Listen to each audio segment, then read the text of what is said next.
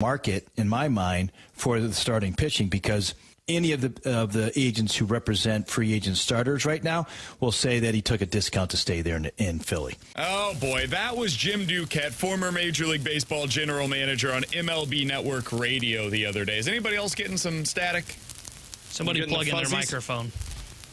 Check. There we go. We good? Nope. Now Is it me? off. Turn it off for a minute. I was like, what's going on This is here? just like the Cardinals' offseason so far. Just a false start. That's all it was. Alex, Is it working out? What was Kerry Davis doing to this microphone? I was using this last night. With Alex and T-Bone on BK. All right, BK and Ferrario is with you here on 101 ESPN. We're going to try to make you feel a little better today because, not going to lie to you, I was hurting yesterday. I saw the news, I woke up in Columbia, and then boom, like a punch to the face. There's Aaron Nola re-signing in Philadelphia. Not a crazy deal, a more than reasonable deal. And Alex, what I learned from this is the guy was never leaving. He was never leaving Philadelphia. What is it that Greg Wyshynski always tells us? Where's your stuff? And his stuff is in Philadelphia. I thought maybe home is where the heart is, and that's in Louisiana, and one of the closest places that he could go to play. It's Louisiana. True. So apparently they were the runner-up in this situation. It was never going to happen. It was never going to happen with him coming to St. Louis. I'm sorry. I got you guys excited. That's on me. I got myself excited. Again, that's on me. I have nobody to blame but myself. Alex, what was your reaction over the weekend when you saw Aaron Nola, the clear-cut, obvious #1 target for the Cardinals, is off the board? What I learned is when BK yells at me and T-Bone for being pre-mad at the Cardinals because I know that they're not going to do anything and I don't believe them from their words, he can shove that back in his mouth because this is exactly what the Cardinals side of things looked like. An Aaron Nola that signed for a good deal but was planning on going back to Philadelphia, but from all the reporting, there weren't a lot of teams that were trying to pull him away from Philadelphia, and of the teams that were willing to go to him and say, hey, rather than go back to Philly, what about coming to our team? You know, we could win a World Series with you. Yeah, the Cardinals didn't say any of that. They're like, well, he was probably going back to Philly. So our advanced analytic research and that we did in the offseason showed us that Philadelphia was home for Nola. So we decided not even really to waste our time and focus on elsewhere. That's the frustrating part. There was not even an inkling of, well, let's see if we can get him away from Philadelphia. Sure, his stuff's packed there. Sure, Philadelphia's a great team. But maybe we could sell him on St. Louis. If you knew, and this is a hypothetical scenario that we don't know, my guess is he was just, when they offered him the requisite amount of money to stay in Philadelphia, he said, I'm staying in Philly.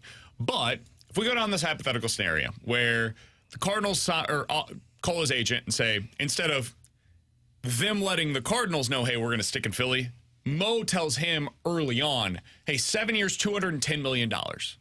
Take it or leave it. Would you have been okay with the Cardinals doing that?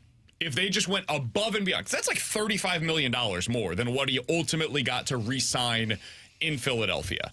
If it took $30 million a year for 7 years, $210 million, would you guys have been okay with that, comfortable with it? If you knew you just blew everybody else out of the water. Atlanta didn't offer this. According to the reports coming out of Philadelphia, nobody even offered $200 million. If the Cardinals had offered $210, what would your reaction have been? I would have been a little frustrated because it's a lot of money to throw at that guy, but I can't sit here and say I'm going to be disappointed because you got the ace. Your offseason's going to probably suck the rest of the way because you're not going to have, $20 million to spend beyond Aaron Nola?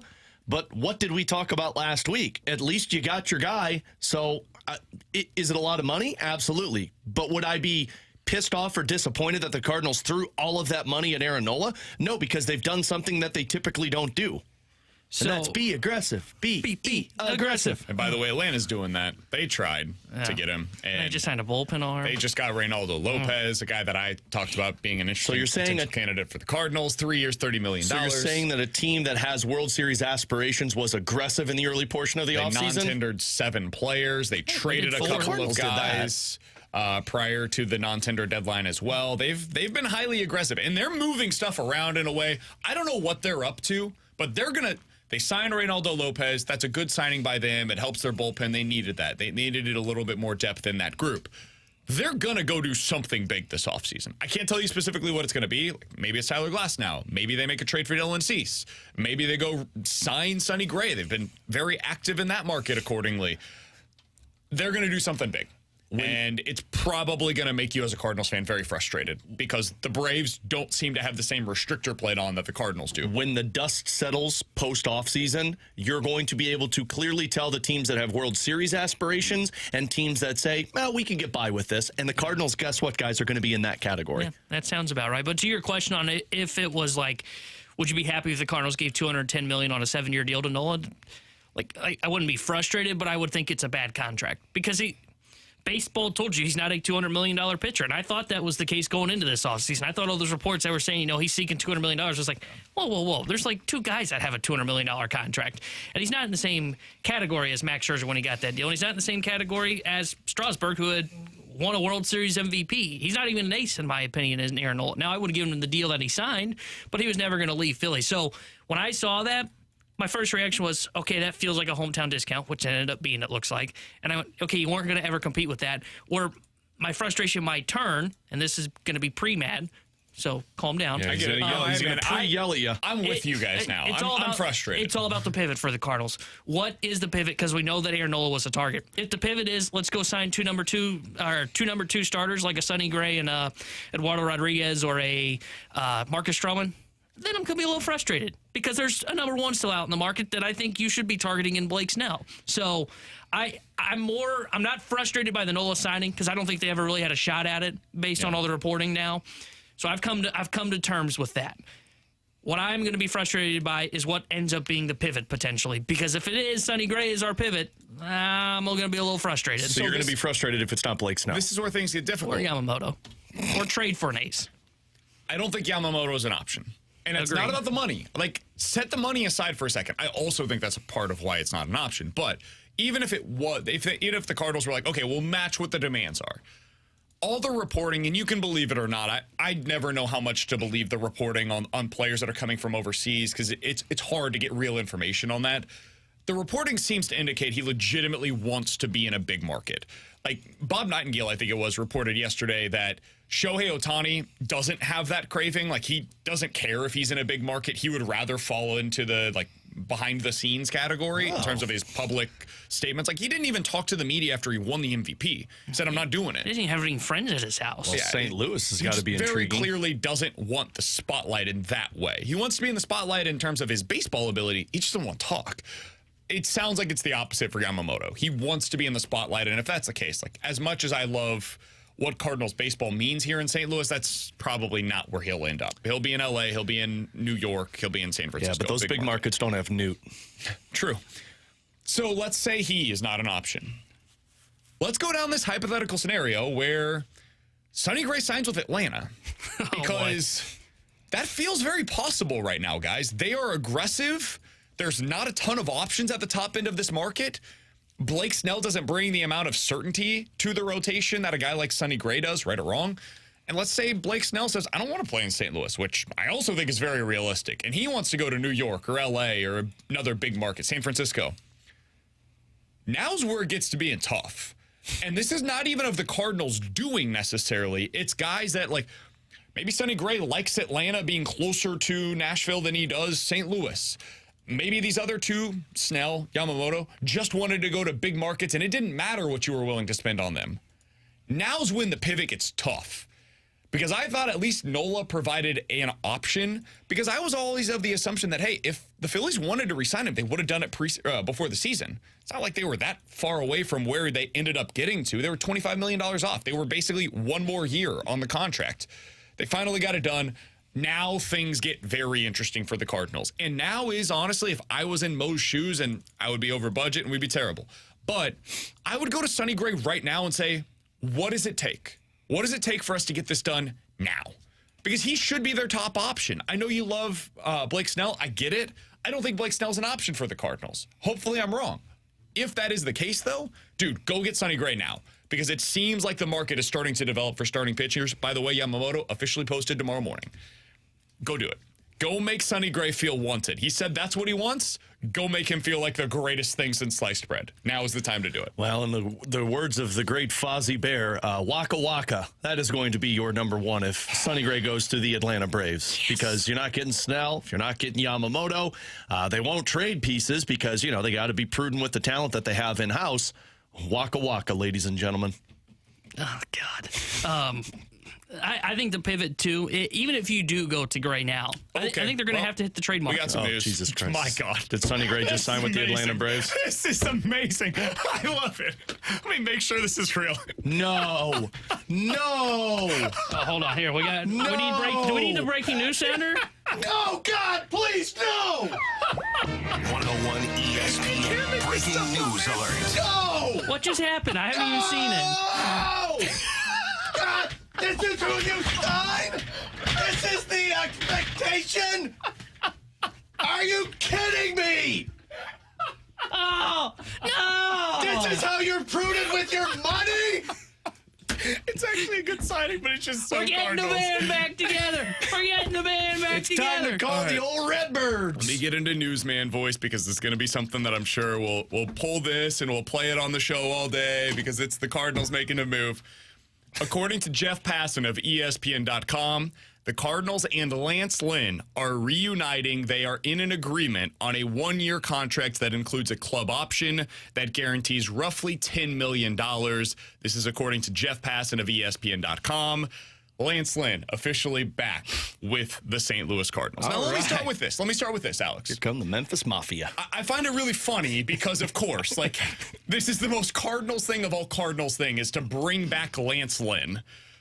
That being said, $10 million is totally reasonable for Lance Lynn. I have no problem with them bringing him back for this contract. I just find it hilarious that the first move of the offseason for the Cardinals is, let's bring the band back together, boys.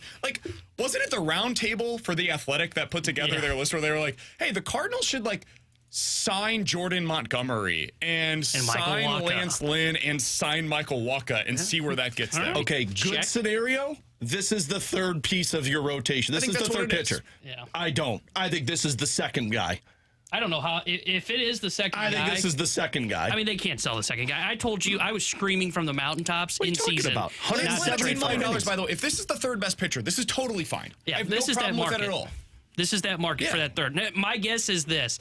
I think what you're going to see is this is just speculating after just seeing this deal for a minute. This is your number 3 starter at $10 million. They're probably going to now target Sonny Gray as the number 2. Then I think they're going to still hit the trade market. And I think they're going to try and get that one on the trade market. You guys are so cute for how excited you get for a good offseason. I'm not. This does not get me excited. I mean, the guy gave up, how many home runs was it last year? 50. 44 home runs. Woo. Do you know how hard that is to accomplish? 44 home runs. How many players hit 44 or more home runs last year? Oh, my Was gosh. there one? Schwarber made. Well, I don't know if Schwarber got there. I'm going to say no. I don't think. Somebody had to do it. Somebody hit 44 home runs. Yeah. Matt Olson hit 54. Oh, yeah, that's right. Kyle Schwarber hit 47, and Pete Alonso hit 46. Those were the 3 players in all of Major League Baseball that hit more home runs in the season, and by the way, they played every game, than Lance Lynn, who started in 32 games last year. That being said, man, the Cardinals need innings. And this is what Lance Lynn has done since 2017 when it comes to his starts. 33, 29, 33, 13 in the pandemic season, led all of starters with 84 innings that year. 28, 21, 32. You can expect 160-plus innings out of Lance Lynn this year, and you can write it in pen. So it's not sexy. The guy had a 5.7 ERA last season and allowed, again, 44 home runs. But at $10 million, this is a more than reasonable signing. I have no problem with him going out there and acquiring Lance Lynn at that specific price. I don't know that Lance Lynn is going to be worse next year than Shane Bieber, for example. He does have strikeout stuff, by the way. Yeah. He'll strike guys out. And somehow just one pitch, but yeah, somehow strikes guys out. Part of the reason he has a home run problem. Oh, God, this is great. Alex, we need to go to break, but... Get your giggles out of the way. Because you guys are over here trying to convince us that the Lance Lynn signing is a great move to the offseason. It looks great right now. Will it when he's number 2 on opening day? No. That's why I said right now. They're going to try and convince us that Lance Lynn's got upside still. at 36 years old. I want to get Alex's thoughts on this. I want to get your guys' thoughts on this. The mic drop features on the 101 ESPN app. You guys can text us at 314-399-9646. That's the Air Comfort Service text line. The Cardinals are bringing back Lance Lynn. That's really great for postgame. Is it going to be great for in-game? We'll find out together next.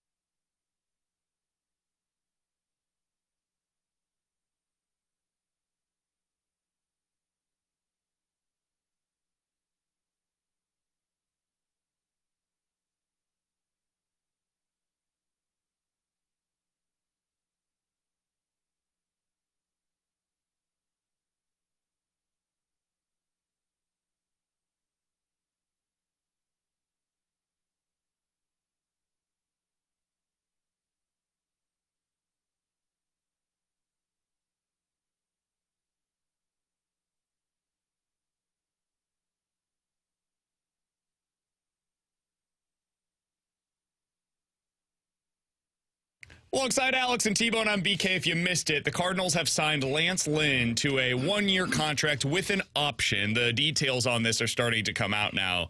It's basically a one-year, $11 million contract. It includes a team option for next year, which can be worth up to $13 million. So it's basically a one-year deal. And if they need him to come back in 2025, they can bring him back, but it's a $1 million buyout. It gives them the right of first refusal more than anything else. So I like the contract. I'm going to be totally honest with you guys. If you had told me before the offseason, hey, the third best option that the Cardinals are going to bring in is a one-year, $10 million deal for Lance Lynn, I'd be like, fine. Now, who do they get as the top two starters? That's really where this offseason will be made or break, will be a make or break type of a situation. Now, I will add this, Alex. One of the reasons why I like Lance Lynn as your third option is because it does give you the ability to really spend up on upside for that number 2 starter that you're looking at. Like, I think Lynn makes Tyler Glasnow more likely for the Cardinals because Lynn provides innings, and you don't have to worry about that spot in the rotation for most of the season. Now, they might not be as high-level innings as you're looking for, but as a number 5 starter, whatever. Like, we've talked about this. Nobody has a great number 5 starter for the most part. If you're now bringing in Sonny Gray and Tyler Glasnow as your top 2 starters with Lance Lynn as your 3rd best option, man, that's a totally fine offseason. You brought in innings with Sonny Gray and Lance Lynn. You brought in upside with Tyler Glasnow. I kind of like where that is. But all of this is dependent on what the Cardinals get as their 1 and 2. If they fail to acquire 2 guys that are definitively and clearly better than Lance Lynn, then the offseason's a failure. But if they do that, this is a fine number 5 starter that you brought in for a more than reasonable contract. I'll try and be positive because everybody accuses me of always being negative Nancy on the Cardinals. It's true. And you're right. If this is the 3rd pitcher that the Cardinals talked about, then this is a great offseason, or the great start to an offseason, because Lance Lynn does give you innings. Lance Lynn is a really good piece if you're using him behind Miles Mikolas, and if you've got Steven Matz pitching the way he was. Like, if you're using Lynn as the 5th guy in a rotation, it's a good spot to be in. And you know he's going to eat 175, 180 innings for you. Great. But all of this is important on you making a 1 and 2. My worry and why my laugh was there this last segment and why I don't have a voice now was because I absolutely see a scenario where the Cardinals say, well, we just got somebody who, at his best, if you squint real hard, can be a number 2 or a 3 in your rotation because he's been that in the last couple of years. They can't do that. Well, they'll try. And then they've got Miles Mikolas. They'll fail, and we shouldn't allow them to. Like, we will hold them accountable, damn it. They can't sell you that. What is going on with your microphone, dude? What are you yelling at me for? The microphone. The Cardinals cannot sell you on Lance Lynn as anything more than the 5th best starter in this rotation. Like, full stop. They can't. Agreed. He's 6 years old at this point? And last year he had an ERA above 5, and he basically made opposing hitters into Kyle Schwarber, which is not what you want in the year of our Lord 2023. Like, it's not a good situation to be in. But he gives you innings, and those innings are really valuable. And the Cardinals have learned their lesson at this point that we were way too cavalier about us not needing innings. Now they've learned. You just better be certain that you're getting upside because you've already got a ton of Lance Lynns on your roster. You got a Steven Matz who probably at best is a 4 or 5. I disagree. Zach Thompson. I mean, you can disagree all you want, but that's what it's been these last couple of years. They don't have no upside. They don't have a guy that I can count on to start 30 games. Yeah. That's what they do. You got Miles Mikolas. There's one. Without swing and miss, though. That's the thing that I find so dude, they great just about need this signing. starts. Yeah. Like, from the number 5 spot in your rotation, if I've got certainty there, it's why I was interested in Shane Bieber. I don't think Shane Bieber's ever going to be the number 1 starter that he once was. But Shane Bieber is making $11 million this year. If you told me who's going to be better this season, Lance Lynn or Shane Bieber, I'd take the Bieber side. But in that scenario, you had to trade a real asset to be able to acquire him. To basically fill the role of what Shane Bieber I thought could be for the Cardinals, to not have to spend any draft capital / prospect capital to go get it, I'm fine with this. Because they need guys that are going to go out there and make starts. And that's where I think it's different than Steven Matz. I can only count on 15 starts this year out of Steven Matz. I think they're going to piece that spot in the rotation together. It'll be Matz for 15 and probably Zach Thompson for 15. So, boom, we're good in that spot. Got Lance Lynn for 30. Cool, we're good in that spot. Miles Mikolas, 30. Boom, good in that spot. You need 2 more. How are you getting 2 more now with $44 million? Yeah. Well, I think if you sign, let's run through this now that you said this. Gray's going to be like 23. Yeah, okay, so then you're and down then $25 million for Tyler Glasnow, and you trade Tyler O'Neill. Boom. So now you're not doing anything with your bullpen, though. We'll see. Yeah, they could trade like a bullpen. I think they added a little bit of flexibility with what they did on Friday with the non-tender. So you probably added another like $7 million to their offseason. Yeah. And maybe they go a little over budget. And they get either 2 bullpen guys for $5 million a piece, or they bring back Jordan Hicks. Let's be honest, that's probably what they're going to do. Bring the band back together. Yeah. But to the point on Lance Lynn here, how many teams across baseball? First off, you can't name a ton of number 5 starters across baseball, but how many teams across baseball can look at their number 5 and go, we're going to get 30 starts, 160, 170 innings, and the guy's got swing and miss? And like, he doesn't have any upside, but you know what you're getting from him. Like, sure, he may give up a ton of home runs, but he's going to strike out probably 6 or 7, and he's going to go, or more than that, he's going to strike out probably 8 or 9, and he's going to go 6 innings. Like, that can't be put in a lot of number 5 spots. And, like, I know the number 5 spot in the rotation isn't supposed to be sexy by any means, but if you can put down, like in pen, what you're going to get from your number 5 starter, that's a good start to an offseason. And again, they will be crushed if they sell him as a 2. And I don't think they will, because that would just be dumb from the front office's point of view. Like, they're not, they've made mistakes, but they're not incompetent. And I don't think that. So I think there's still moves to come for the Cardinals. I do like this deal. Lance Lynn is for the Cardinals what Sonny was for the Blues this offseason. Yeah, exactly. Like, if you thought Sonny was going to come in and be like a top 9 forward for you, like, yeah, that's a problem. You should not be signing Oscar Sundqvist to fill that role. But Sonny coming in and filling the role of a 4th line center who's going to basically be the equivalent in hockey terms of what eating innings is in baseball, that's fine. And we've seen they needed that. The Blues needed that kind of a guy to get through the regular season. And it was a more than reasonable deal for him. The Cardinals just got that.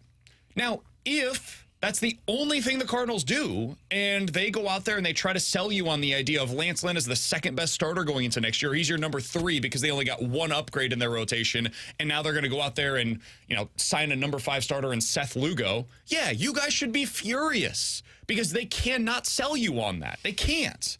And if they try to, you should be dismissive as hell and tell them that's not good enough. This is not what we were promised. But, again, I'm not going to get pre-mad. I'm going to allow them the opportunity to go out there and make the moves that are necessary. This move in and of itself, in a vacuum, is totally fine, as long as it comes with the necessary secondary pieces. You got to get the more important guys next. I think the next one should be Sonny Gray, and then you focus on the trade market and see what you can do there. Yeah, I was going to say, always that first signing, everybody go, oh my gosh, that's the first move. I can't believe they made that move. That's a lot of reaction I've seen is that's not a great signing. Let the offseason play out just a little bit here, because it's hard to react to the first signing because he's a pitcher that should be spotted as a number 5 and probably will be spotted as a number 5. And if that's the case, this is what the market is for number 5 starters. But, again, if they do make other moves and ends up he's being the 2, then it's fair to crush them. But I'm not going to do that. I'm not going to get pre-mad, which I do a lot with Alex sometimes. I'm not going to get pre-mad just yet because I can't see them selling him as the number 2. I just really can't. Can I play a mic drop for you guys real quick? Please. We've got Janet's reaction on the Lance Lynn signing. I'm so excited. I just can't hide it. Lance Lynn, are you effing kidding me? God bless you, Janet. I like to picture my Janet dancing on her plastic-covered sofa to that Lance Lynn signing. Somebody in the text line said, why not just keep Hudson? Because he's bad. Yeah, no swing and miss. Yeah, he's bad. And they want to change the model, and that's what most said over the weekend about Hudson's non-tender was we didn't unlock swing and miss stuff. And that's what they want to change and want to get back to, and Lynn's got that. By the way, there are people that are just tuning in that are saying to themselves, what the hell are you guys talking about? Why are you discussing Lance Lynn? Lance Lynn is the newest and the oldest, literally, St. Louis Cardinal. He's back in a Cardinals uniform. He signed a 1-year contract with a team option for year 2.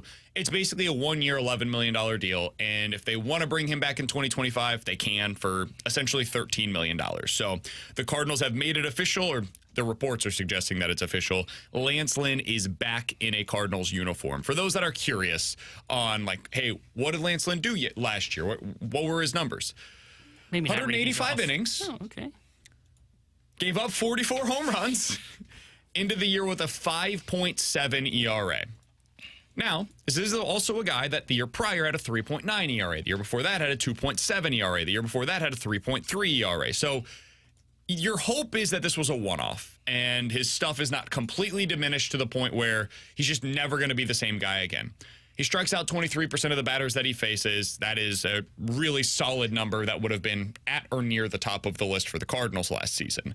But he got hit really hard. He played in a couple of ballparks that were conducive to home runs, and he got hurt bad by the long ball. If he's able to fix that, and by the way, the Cardinals play in a stadium that is very much preventative when it comes to home runs. Would have only allowed 42 here last year. There you go. It would have been fine. Then he's going to be somebody that you look at the end of the year and say to yourself, yeah, totally fine. Totally fine signing. I also like the mentality that he brings to the table. Oh, jeez. It's good to have that bulldog back here. God. You know, he's going to give you innings. He's going to fight for the ball. He's not going to let Dusty. Yeah. What's Randy call him? Dusty Memphis, Dusty Springfield, I think is what he calls him. Calls him a name? Yeah. Oh. Dusty Blake, he's not going to let him take the ball from him. So, Real quick, just so we're all clear, Ollie's the one who will take the ball from him if he goes out there, Yeah, but, it's actually Oh, Dusty. is Dusty the one? Oh, I didn't know that was a thing now. Analytics take the ball from him. Yeah. None of those guys do. Alex, your honest to God reaction to this is what? Because it's okay if you disagree with us, man. I do. I just disagree, and I don't even think they're going to spin him as the second best pitcher. I think they're going to use the argument of, well, we just couldn't make a splash in the market. The trades wouldn't work out for us, so we'll find one guy to sign, and Lance Lynn will be it. If you had to guess, what do you think comes next?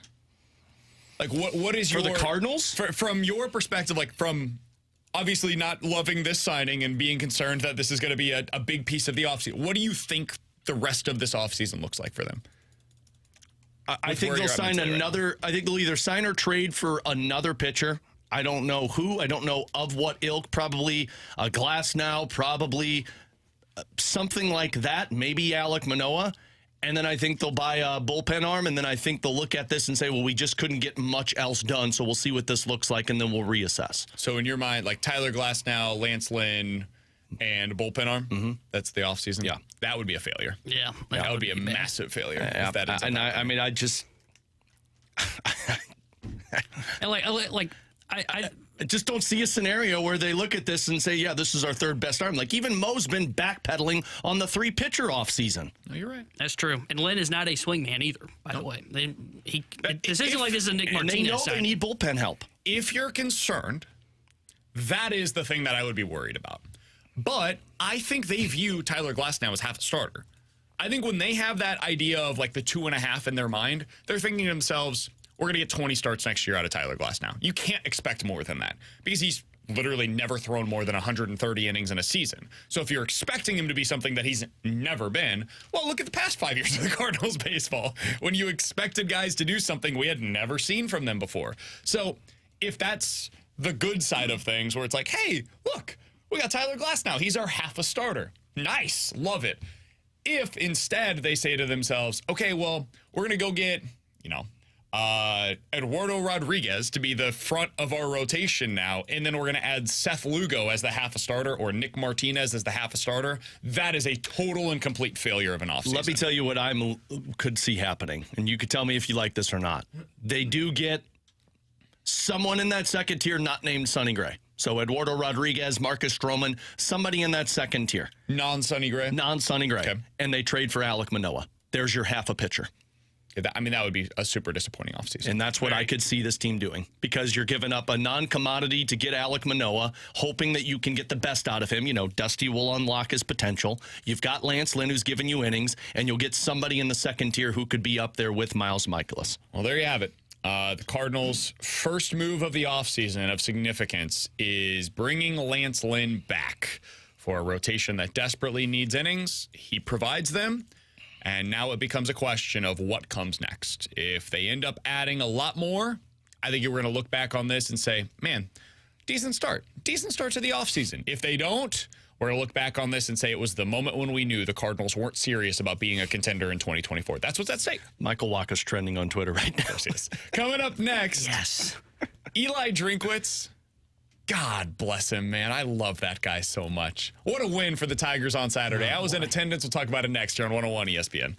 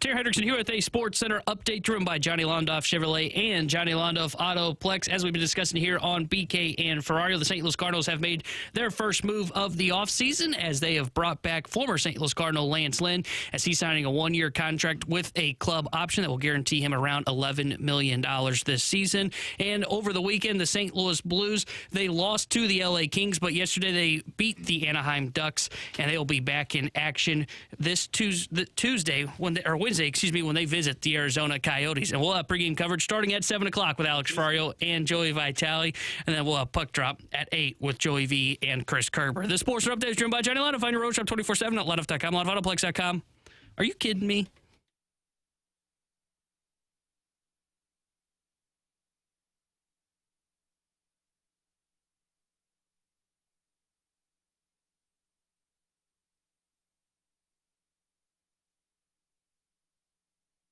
It'll be a top 10 tumble if he doesn't get it. Fourth down. Gotta have it, and he gets it. Luther Burden a third, and not only that, but they're in range to win it. Cook trying to shorten that distance, and the clock will stop with the completion to Miller. They can clock it here. Put themselves in position to win it. Harrison Mevis, the thicker kicker, will get the drama ending he wants. No, it's the situation. 30-yard attempt by Mevis. And Mevis drills it. 33-31. They got the thicker kicker in position, and the fireworks are going off on senior night. Mizzou has win number 9. The surprise team of the SEC does it again. That was Joe Tessitore on the call on Saturday night as the Missouri Tigers got the ball. They had it with 4th and 17 from their own 33-yard line. 38 seconds to play. No timeouts remaining. Down by 1. Gotta have it. And Brady Cook comes through with a big-time play to Luther Burden. Alongside Alex and T-Bone, I'm BK. Alex, I was in attendance for the game on Saturday. They overcame the BKO. Never been more proud of my Tigers than in that moment. And that was just a hell of a football game, man. We don't need to break down, like, what happened, what went wrong with the defense. We don't got to get into all the nitty-gritty right now. We'll do that the rest of this week. There's plenty of time to discuss it. But sometimes you just watch a game and you're like, oh, one of these teams is finding a way to win. The other is going to find a way to lose. And that's the story of Missouri's season, really. When they need it most, sans LSU and Georgia, but when they need it most, they come away with these wins, man. And that has been an issue for the Eli Drinkwitz Missouri Tigers in previous seasons. But the reason why you're likely going to finish with 10 wins in the regular season this year is because you found a way in the clutch moments to come away with the biggest possible plays when they mattered most. And they did it again on Saturday. I couldn't have been happier for Brady Cook. All right, now be honest with everybody. The BKO actually didn't get overcome. You left the stadium on that final drive. Absolutely not. Okay. Absolutely not. Maybe were you getting food? Were you in the bathroom? Nope. I watched the entire game. I was Brady up there Cook. in the Tiger deck. We did have free hot dogs, by the way, T-Bone. Way to get you out to Furrow Field. The 300 level, top upper deck, free hot dogs, free soda pops, and free popcorn. Why'd you not tell me about this when I went to the freaking South Carolina game? Yep. He withholds that information. $40 to get in, free hot dogs. It's all you can eat, too. You can get 2 at a time, go over there, basically at the end of every quarter. It's great, man. I'll say the part that I was most impressed by was the ability to realize that there was still enough time on the clock. Because last year's Tigers team, 2 years ago's Tiger team, that happens. Their inability to come back in that game thinking like, yeah, we got time on the clock, but you're not going to be able to make those plays. And a lot of this is the offensive ability of Brady Cook. It's the play calling that Eli Drinkwitz kind of submitted, and now that they're starting to see the success right now, them driving down that field like Alex 2 years ago watching that game thinking, cool, I'll turn it off because this game's over. Did you think they were going to be able to finish it off? I didn't. This time? This time I didn't. And, really? and that's, I mean, I did. I don't know why, but I had faith that they were going to do it. See, no, I mean, I texted you guys and I said, oh, cool, they lost because BK was in the stands. And then they did come back. So shame on me because this is a different Mizzou team than last year's Mizzou team or 2 years ago Mizzou team, because that screamed upset. That screamed you're going to lose to Florida after being so good all season long. But that was plain example, exhibit A, B, C, and D as to why this Mizzou team is different, because they drove down that field and put them in a position to win. I'm not even a Mizzou fan, and I had more confidence than Alex did. I thought they were going to go down the field and score because they started to move the ball well in the second half, and Florida's just not a good football team, and Missouri has proven they can do this so far this year. So I felt like I texted you guys after the game when Florida scored last and took the lead. I said, oh, that's a lot of time. I was like, that feels like too much time. And I had confidence that Missouri would at least get into field goal range. I didn't think they'd get as close as they did. I thought maybe they'd have to rely on like another 50-yard plus field goal to walk off and win that football game. But no, I had confidence for whatever reason. I think it's just because I know Burns a playmaker. When you need him to make a play, like he did, he's going to, and Brady Cook's going to find him. So I had confidence in that 1-2 punch for the Tigers that they were going to drive down the field and find a way to win that football game. By the way, that first down conversion was massive on that drive to where they put themselves to where they could kick that field goal. Oh, yeah. Yeah, I mean, that was the biggest play of that one the entire game. That was the biggest drive of Brady Cook's life. Yeah. I've never seen him look better than what he did. Like, the first couple of passes were a little errant. He had that long, deep ball that he tried to throw to Mookie Cooper, which was off. But then from the moment when he completed that pass to Luther Burden on 4th and 17 until the end of the game, you could not have executed any better than Brady Cook and the Missouri Tigers offense did in those moments. And by the way, we're getting some of this on the text line. 314-399-9646 is the Air Comfort Service text line. Somebody said, guys, it shouldn't have even been close. Florida's terrible. Okay, cool. Welcome to college football. Yeah. This is the way it works, That's man. How I felt. Alabama earlier this season beats Texas A&M on the road by 6. Texas A&M is not good. They just fired their coach for a reason. They end up coming back home the next week, the very next week. Arkansas, who is terrible, beat them by 3 at home against Arkansas. LSU earlier this year. We all agree LSU's pretty good? Yeah. The 2 losses this year against, or I guess 3 technically. Their defense isn't very good, but. Agreed. But they lost to Florida State in week 1. Florida State, unfortunately for them, they just lost their quarterback. But prior to that, they were expected to go to the college football playoff. Lost to Alabama, going to the college football playoff potentially. And lost on the road in a really close game, tight game against Ole Miss.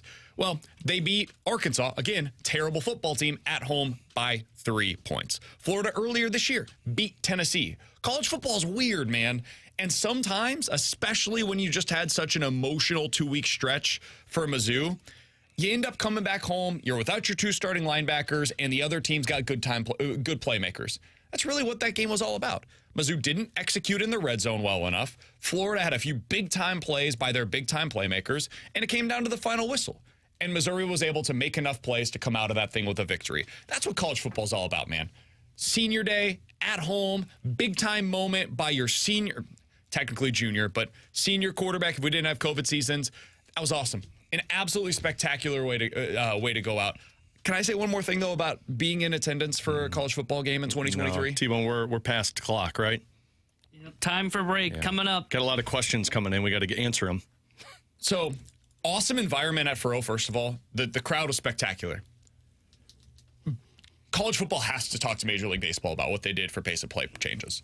The pace of play in college football is abysmal.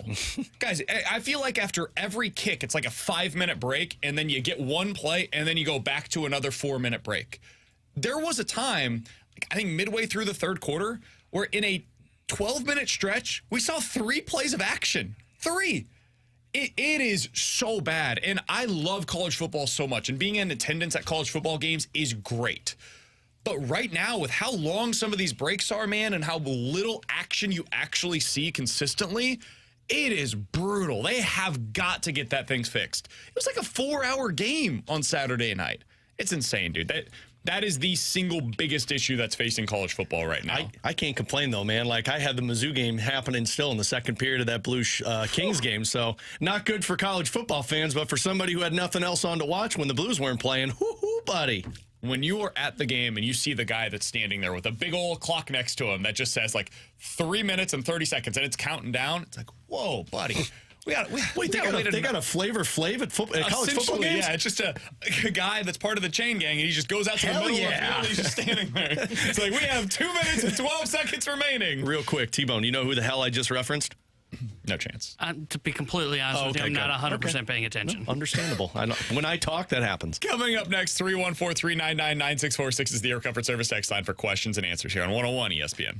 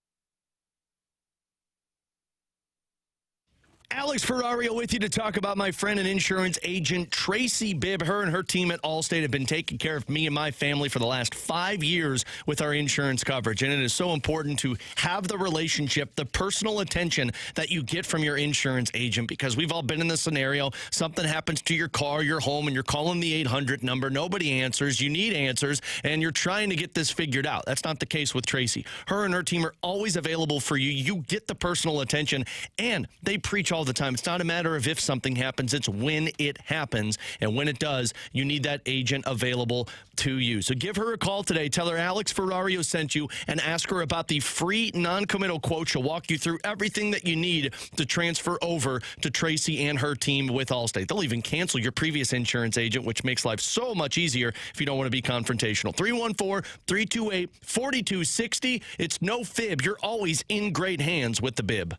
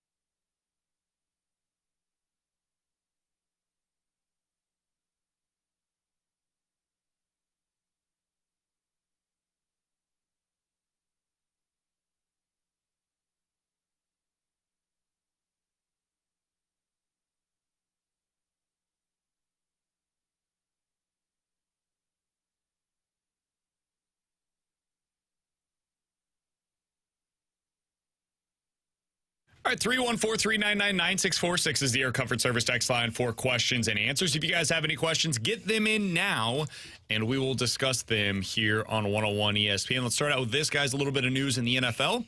The New York Jets are officially making the change. Tim Boyle going to be the new starting quarterback for the Jets starting this weekend. Good. Is he capable of throwing a football and not falling when he walks backwards like Zach Wilson does? Everybody should be fired for not trading for Josh Dobbs. Yeah. I don't understand how that happened. Yeah. They really watched Zach Wilson for multiple games where we're like, we're fine. We're good here. Well, it's embarrassing what Robert they've done Saleh this year. should be fired for that. I mean, like, how do you not demand a trade when you can't keep sitting there and spewing the nonsense of, no, we've got Zach Wilson's back. He's going to be fine. Yeah, the front office did them dirty on this one, and they're an afterthought now. Yeah. In an AFC that is crumbling around them, they should have been a team that you could count on to get to the playoffs because their defense is that good. And if they had Josh Dobbs, I think they would have. But instead, now you're going with Tim Boyle, who's terrible. He's not going to be good. Like, this is not going to work out for them. Whoa, but he might be better than Zach Wilson because Zach Wilson is one of the worst starting quarterbacks I've ever seen in the NFL before. And they could not continue going with that. They would have lost their locker room. They probably already have. Yeah, they've already lost that locker room. Yeah. All right. 314-399-9646 is the Air Comfort Service X line as we continue along here. By the way, the news of the day, Lance Lynn is signing with the St. Louis Cardinals. It's a one-year, $11 million deal with an option for 2025. From the 314, guys, right now in the Cardinals rotation, do the Cardinals have a pitcher that is worse than Lance Lynn? No. He'll be the worst one in the current rotation. Matthew Liberatore. I don't view him as being a part of the rotation, but yeah, if you Mo does. They saw things last season at the end that said, hey, he could compete in spring I'd training. say the guys that are currently ahead of him would be Mikolas and Mats, and then he's your third starter today. And honestly, because Thompson that's your would be ahead of rotation. him. Yeah, I'd put Thompson ahead Would of him. you? Yeah. Oh, I think he's better than Lynn right now. But Lynn is a capable number 5, and if he ends up being the number 5, this is what this signing actually means, then they did what I wanted them to do all offseason, which was sign 3 starters, and then you have a capable number 6 in Zach Thompson. 314-399-9646 is the Air Comfort Service text line for questions and answers. Guys, what do you expect the Cardinals to do now that they have Lance Lynn? What do you think the other 2 starters are that the Cardinals are going to acquire? Somebody in tier 2 and somebody that they acquire via trade. I don't think it's going to be Sonny Gray, especially if Atlanta, although now it sounds like they're making Ronaldo Lopez a starter, so maybe Sonny Gray's. I feel like that's like, remember when the Cardinals made Jordan Hicks a starter, or when they went into every offseason and they were like, hey, all of our bullpen arms are now starters, and then you got to opening day. Hey, Rosenthal's going to start. Yeah, worked out well for him that season. They're all bullpen arms. But I think it's going to be somebody, maybe you still have a chance with Sonny Gray, but it's going to be somebody in tier 2, and then you're going to trade for somebody. I don't think it's going to be Tyler Glasnow. I think it's going to be a little lesser than that. Somebody who's got upside, though. So I think they're going to still target Sonny Gray, and he may be the next signing. But then I think they're going to trade for the number 1. I think they're going to target. I think Glasnow's the guy. I do too. Because I think Cease would cost you. Gorman, Glasnow's not. Glasnow would probably cost you like a Burleson, something in that range potentially, depending on what the bidding war ends up becoming. But I think it's probably going to be Glasnow, and Gray would be my guess right now. Something like that feels right. Glasnow and Gray, Glasnow and Rodriguez, Glasnow, and I don't think they'll do it, but like Stroman. That second tier that you were talking about, Alex, I could see them signing one guy from that range and then trading for Tyler Glasnow. So that way you've got the certainty of the innings from that tier 2 starter plus Lance Lynn, and you've got the upside of being a capable game 1 starter in a postseason series, which is true in Tyler Glasnow. You guys want some more Cardinals news? Sure. They really are bringing the band back together. You ready for this? Are you serious? Katie Wu just tweeted out that they have hired Daniel Descalzo to be a part of the coaching staff. Oh, that's a good hire. That makes sense. So I'm actually... T-Bone, we talked about this previously. I would have been surprised if they didn't. So now they just need to hire John Jay, sign Michael Wacha and Joe Kelly. Why not doing the exact same thing that you did in 2013 with the same team? I'm in.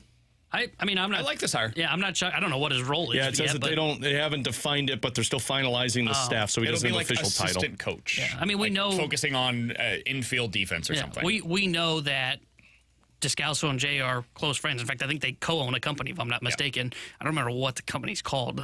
But we've seen Descalzo before, like just peek behind the curtain when BK and I have been at the ballpark before. We've seen Descalzo there talking with Ollie Marmol. I think those two have a really tight relationship. Really good friends. Yeah, I think they may have played together in the minors. I think so. I'll have to double check that, but I think that's where their connection comes from. So, like, hey, if you're bringing on somebody that Ollie trusts, and again, I don't know the role. I don't think it's probably anything that's like super significant.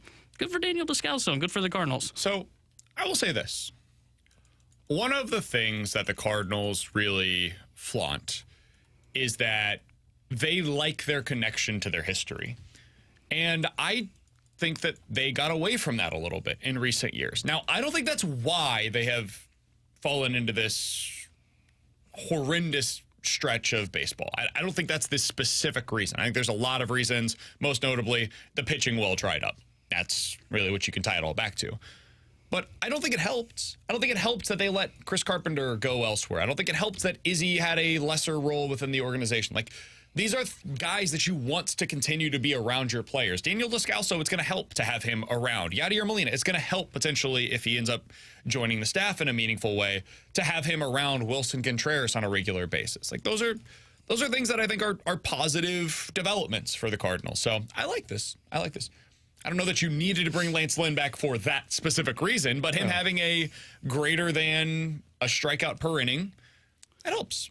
And throwing 180 innings for you, it doesn't hurt. And Lynn has, I think you've brought this up before, the stat where somebody that Cardinals haven't had a guy that's won a World Series with them on their roster. Been to a World Series, yeah. Been to a World Series. Lynn's been to a World Series. He was technically on that 2011 team, got called into a game by accident. 2013 too, right? Yeah, and he was a part of the 2013 Did he have Tommy John that year? He may have actually. I think he pitched that year. Yeah, I think he pitched. He was on the team in 2013. Okay, I can remember. He had Tommy Tommy John John. is 16. Okay, I knew he had Tommy John as a Cardinal. I can remember when. But so there you go. Going back to your roots, and I bring in championship caliber experience from a starter, and Lynn was in the top 3 of that rotation when he was here in 2013. So yeah, it makes sense. Coming up in about 15 minutes or so, we'll get into some NFL quick hitters. But coming up next, how does the Cardinals offseason plan change now that Nola's off the board and you have one player in place now with Lance Lynn being a part of the Cardinals rotation? We'll get into it next here on 101 ESPN.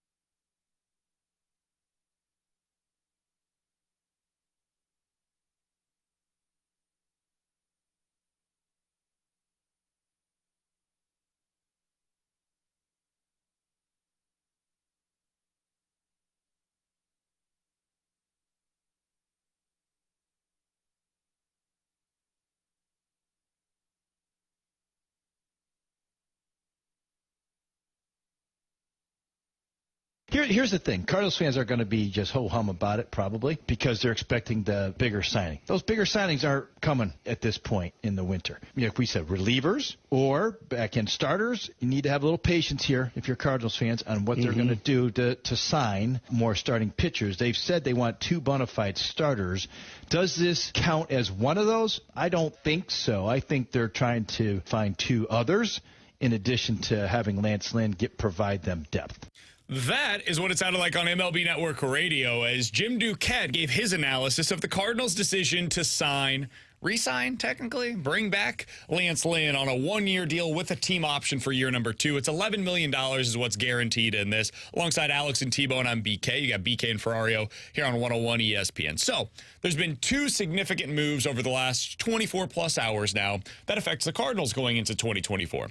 One, Aaron Nola signed yesterday. He's going back to Philly. It sure sounds like it was never really an option for the Cardinals or, frankly, anybody else. He wanted to be back there. The Phillies made him a priority. Bada boom, bada bing. He's going back to the Phillies. 2, Lance Lynn has signed. 1-year deal, $11 million. Woohoo, yeah. Nobody's getting overly joyous about this. Nobody.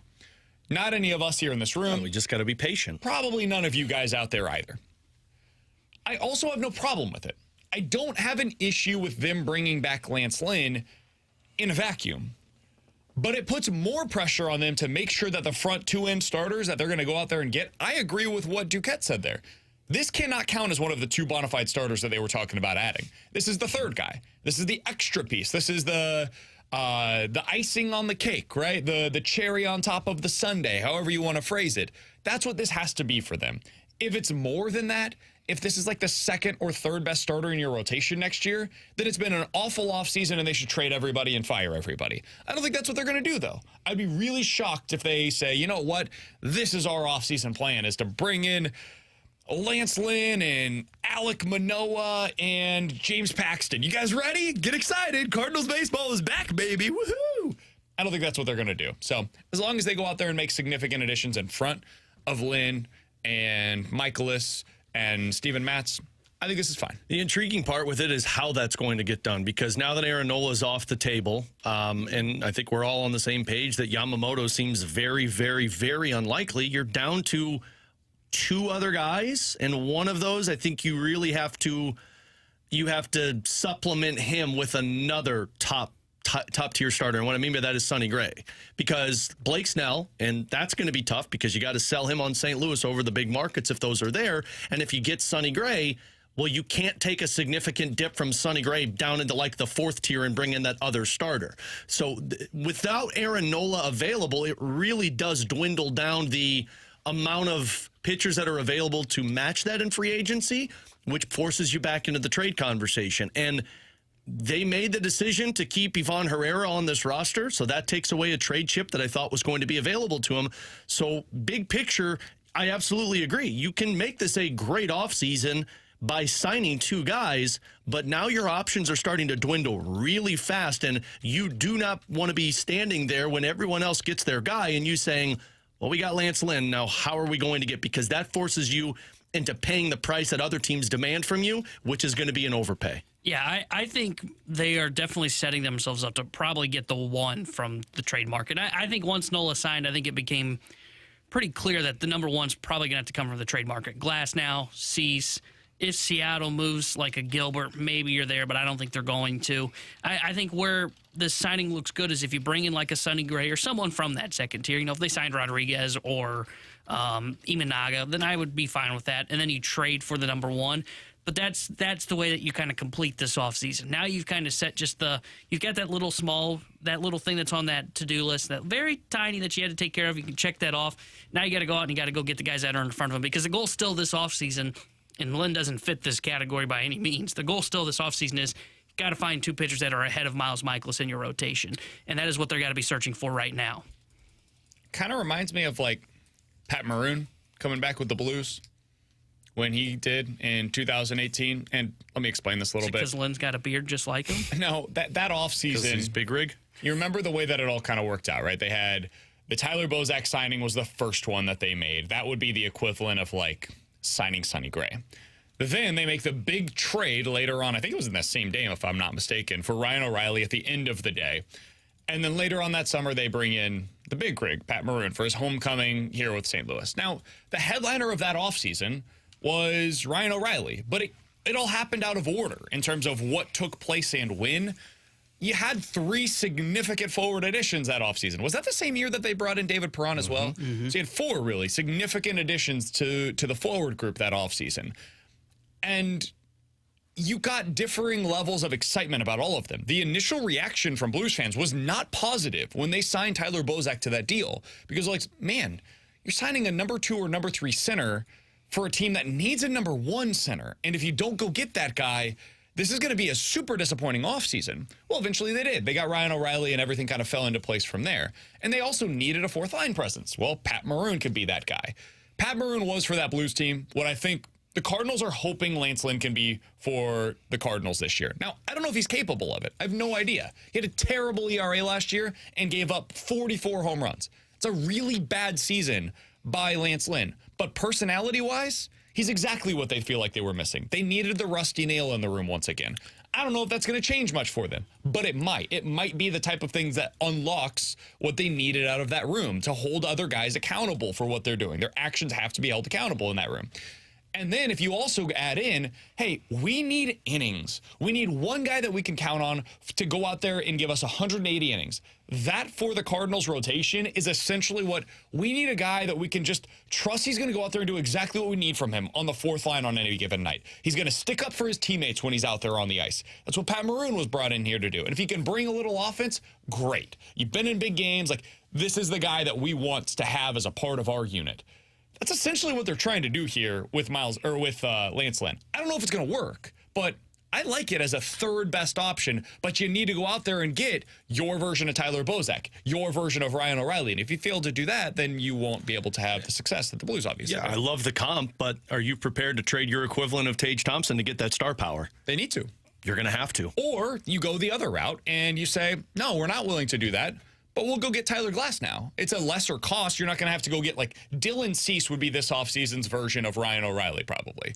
So instead of doing that, would I be willing to trade, like, Dylan Carlson or Alec Burleson, who are fringe prospects at this point in their respective careers, and add a little something to that to go get Tyler Glass now? Yeah, I would be willing to do that.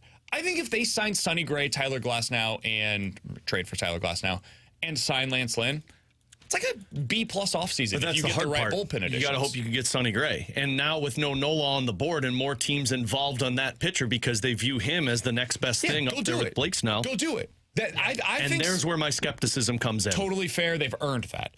I think Sonny Gray is actually your Ryan O'Reilly.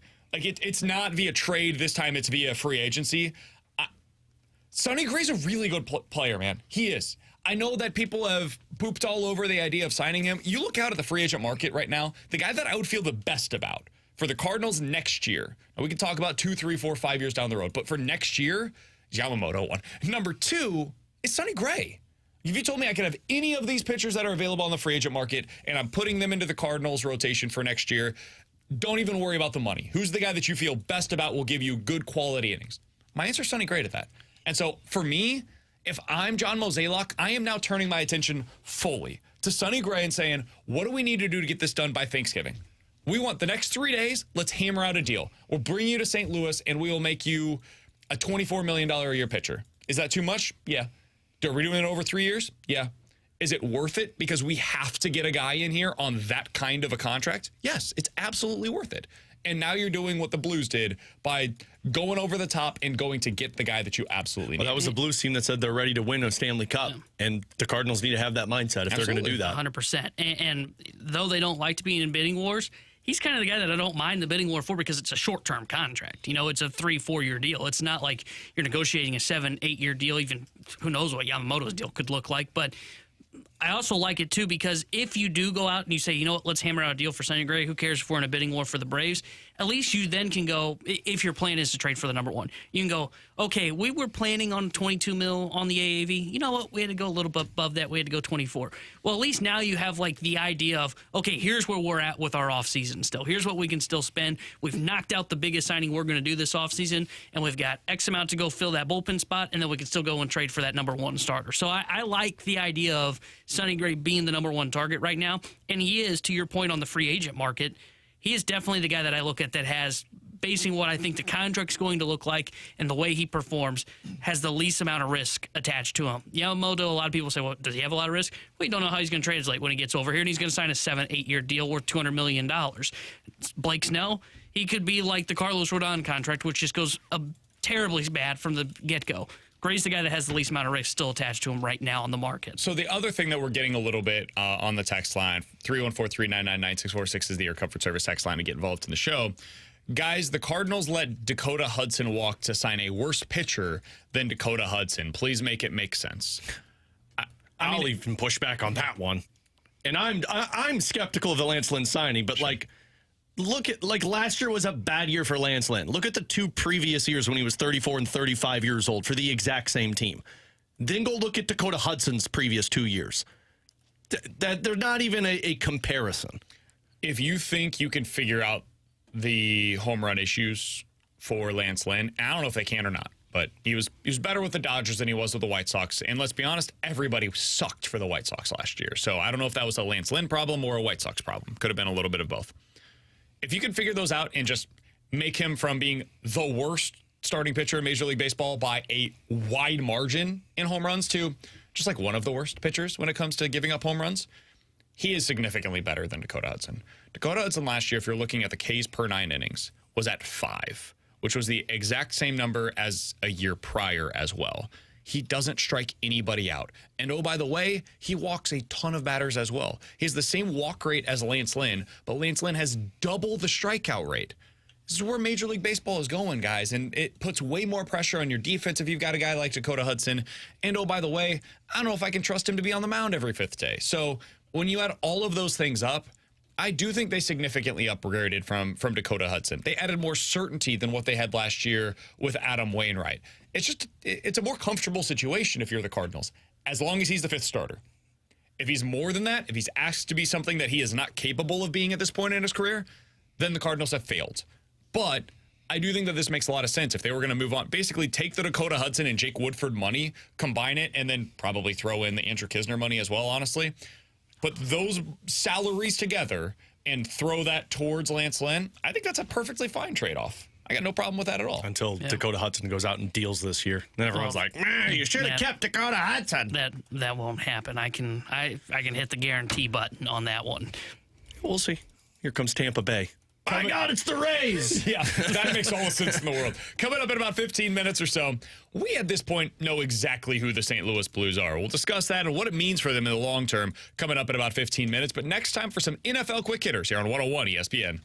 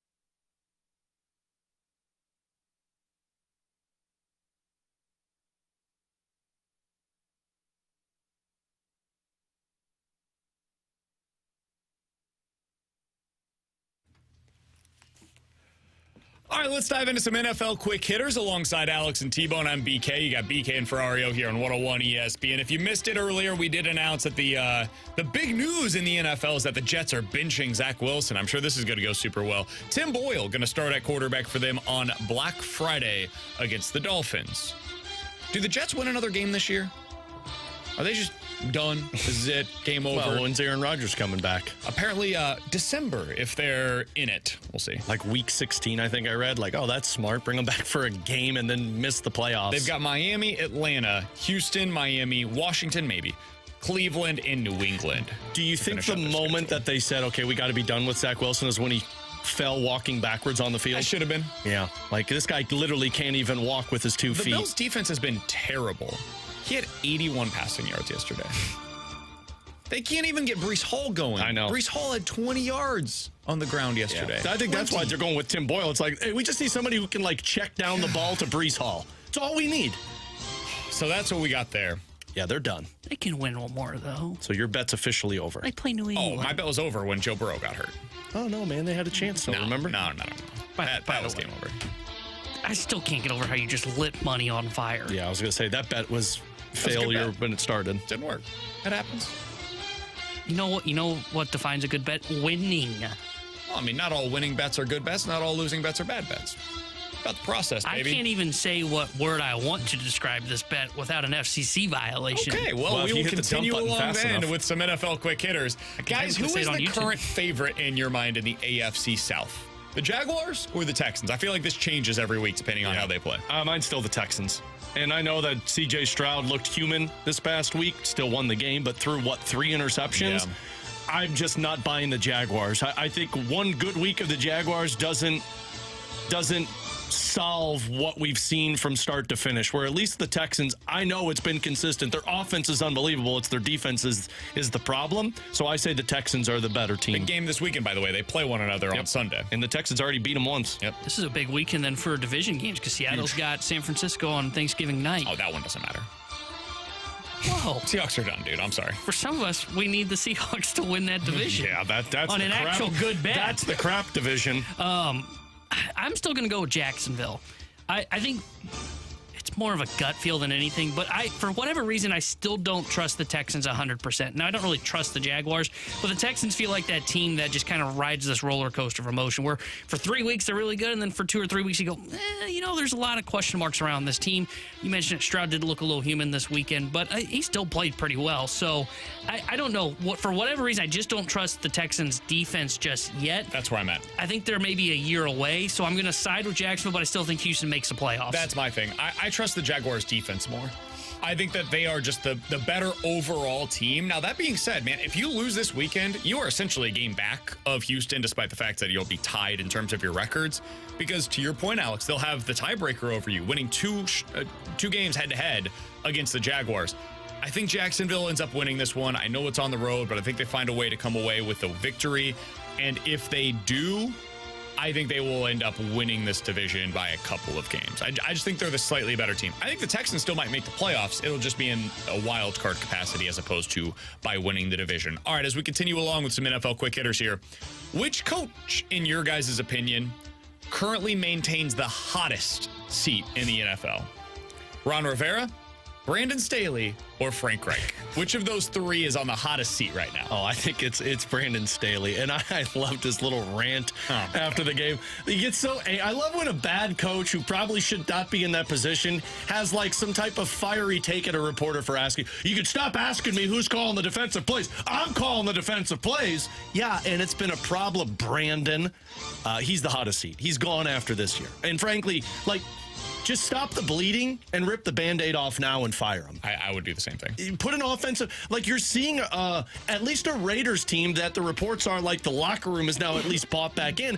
If you're the Chargers, your locker room is done with this Brandon Staley experiment. Put Kellen Moore in charge and just say, let's see if we can make some magic. Yeah, I think it's Staley for sure. I would have fired him too after that loss. I would turn the keys over to Kellen Moore because he's an offensive mind. Yeah. And he's been viewed across the NFL as a potential head coaching candidate. Yep. And this is why I've said this about Belichick, and I'm still shocked he's coaching the Patriots at this point. You have guys that are potential head coaching candidates. For the Patriots, it's Jonathan Mayo. Give these guys a 6-game run as head coach. See what happens. Maybe you find out, like the Raiders are, hey, the Raiders may have found their head coach of the future. Probably not. Yeah, no. I think they'll probably hire somebody else who comes in and fails, and then they'll look back on it and go, man, we should have just kept the guy that was winning, just like they did last time with Josh McDaniels. I think Pierce is doing what Jeff Saturday did with the Colts last season, where you get some momentum, the players kind of run the show, and then you say, okay, good enough, let's actually get a competent head coach. Agreed. But I do like that they at least tried. Yeah. You can't keep banging your head against the wall and thinking that it's going to change. It's not going to, man. I liked Brandon Staley when they hired him. I thought it was a good hire. It's failed. It's clearly failed. I'm going through puberty here at the age of 31. Hey, man, I hear you. You just gave up 325 passing yards against Jordan Love. It's over, man. And made him look like a franchise quarterback. And that dude has been so bad. He's terrible. He's a really bad starting quarterback, and you made him look like Aaron Rodgers was back with the Green Bay Packers. It's time to move on. It's time to move on from the Chargers. I'm totally with you And guys. those other teams like Rivera, guess what? Your quarterback kind of stinks, and you traded away both your defensive players. You're going to be bad this year. For the Patriots with Bill Belichick, you're going to be bad. Might as well stick with it for the rest of the season. The Chargers legit still have a shot in that AFC West. Let's continue with some AFC conversation. Which team currently on the outside looking in is most likely to make the playoffs in the AFC? The Bills, the Broncos, the Colts, the Raiders, or the Chargers? So basically the AFC West, the Bills, or the Colts. I'll say the Bills, because I think they still have, despite Josh Allen's up and down season, the most talented roster from all of those. I'm not buying into the Broncos, not buying into the Raiders, even with whatever they're still trying to figure out.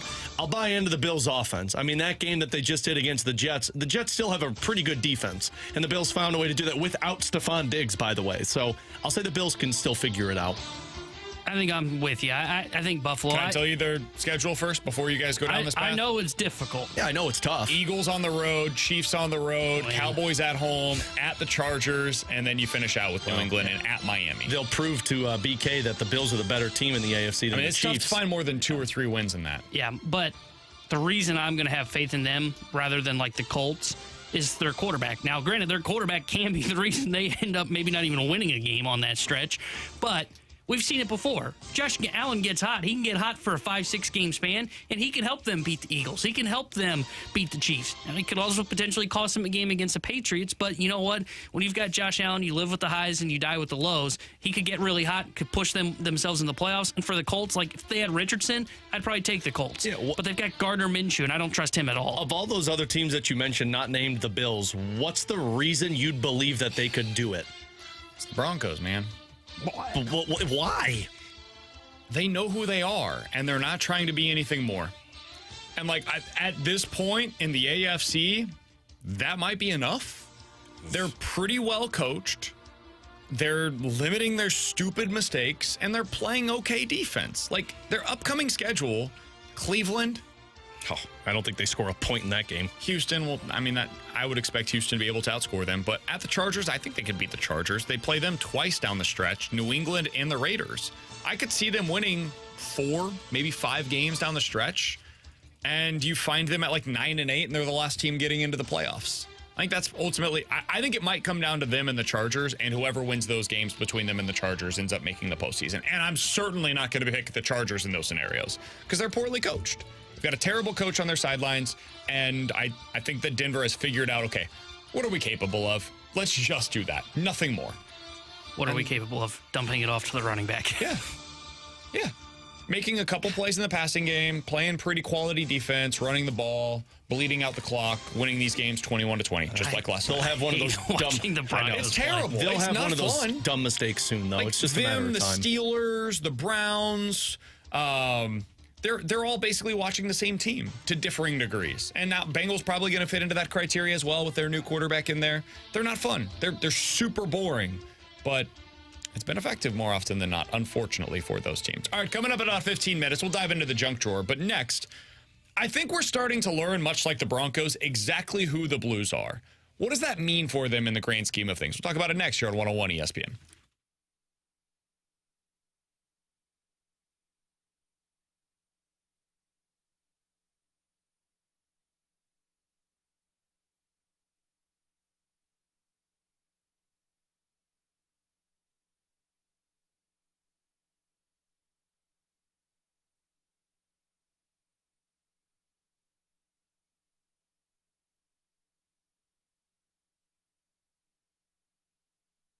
Alex Ferrario with you to talk about my friends out at Ted Drew's, the famous frozen custard that has been a St. Louis tradition since 1929. It's the holiday season, Thanksgiving meals, Christmas meals. That means you need dessert. And when you're thinking dessert, get Ted Drew's famous frozen custard. Because, of course, you could buy it when you're there and sit in the backseat of your car and just enjoy it. But you can also buy it in the quart size and bring it home with you and have it for the holiday season. And they've got every flavor you can think of. They mix and match. They even got, you can make it in malts and milkshakes and floats, ice cream sodas. So get on out to Ted Drew's famous frozen custard. And while you're out there, walk across the parking lot and check out their gift shop where you can shop a unique variety of Ted Drew's apparel. You got kids and adults t-shirts. You can get hats. You can get drinkware, gift cards, the perfect gift for that person you don't know what to buy for them.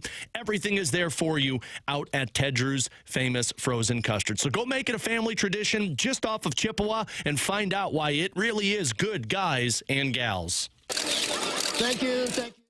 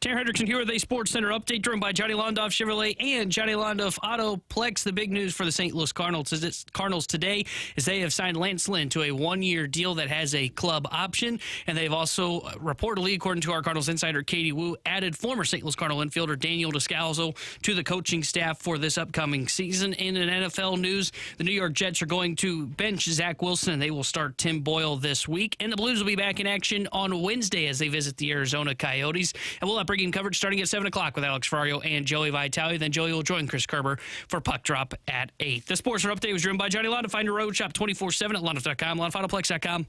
Are you kidding me?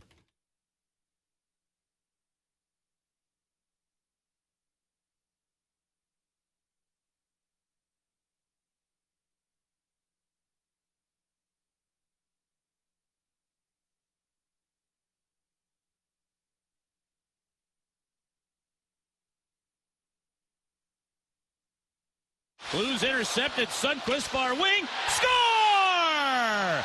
Neighbors. Goals in back-to-back games for the first time in his career. On a great steal by Sundqvist with the assist. 1-0 Blues. 10:35 to go in the first.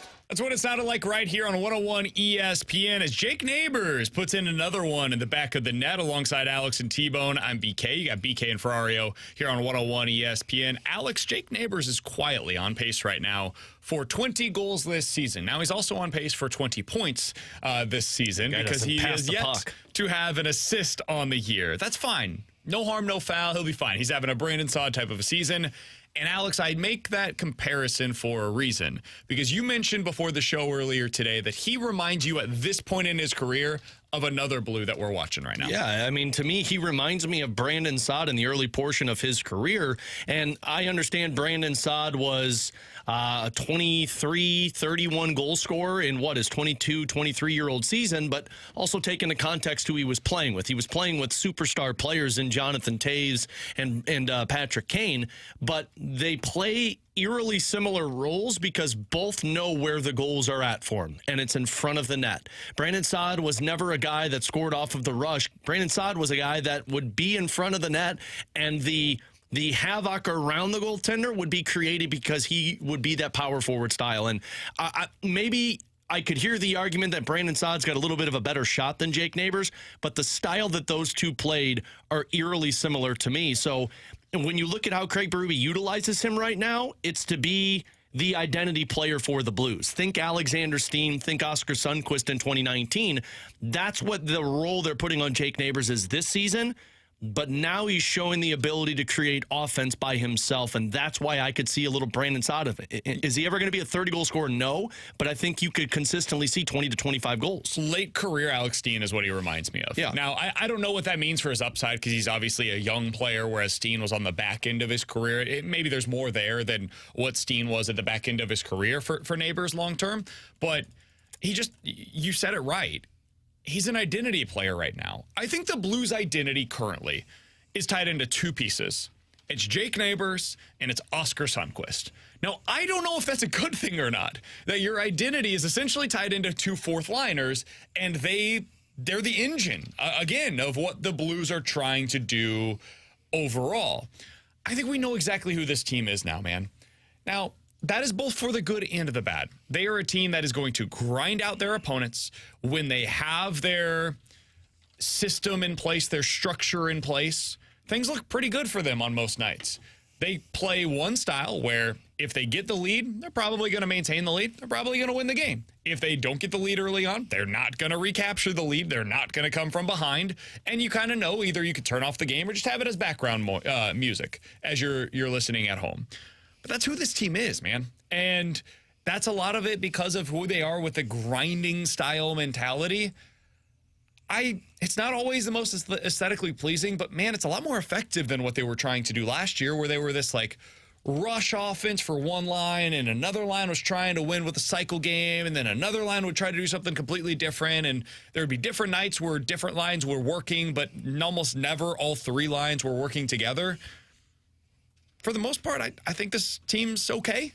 It's like a slightly above average team, and they're probably going to be battling for like the 4th best spot in the Central Division because of the way that they play. Yeah, I think they're still a playoff team despite the losses to the LA Kings and the San Jose Sharks. I think that was the prototypical game that we've seen at times this season. They don't come out to a good enough start in the first period. They find themselves down by 2-3 goals, and they can't come back from it. They actually played decent in the second and third period of that LA Kings game. It's just you couldn't get back into the hockey game. We always ask what the identity of the Blues is. We've been asking it for 2 years, trying to find this new identity.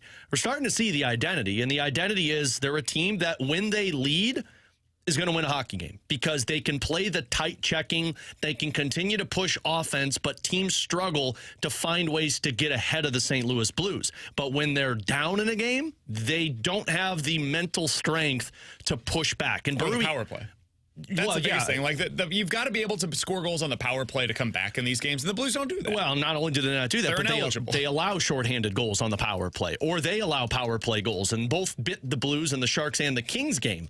So you're a retooling team, and JR had the piece talking about the impact of Craig Berube, and he said it at the beginning, like, let's understand where they are. They are in this retool. And you're telling me that a team went from 1 year being the worst team defensively in the NHL to now being a team that is very capable of winning 2-1 hockey games, 3-1 hockey games in the third period. That's progress. And if the slip-ups right now are for a team that when you're trailing in a hockey game, you struggle to come back, fine. Because that's the growth period you're talking about with certain players and kind of how their seasons go about. But for right now, this is a good place to be in for the Blues, despite the ups and downs. It's a good place to be in long term. I don't know about for like the here and now, if it really matters which way you go. But for the long term, the reason why is because what we said before the season, Alex, you're stuck with these defensemen. Like you're not getting out of these contracts. There's really no way to do so. Parayko, Falk, Krug, Leddy, they're going to be here.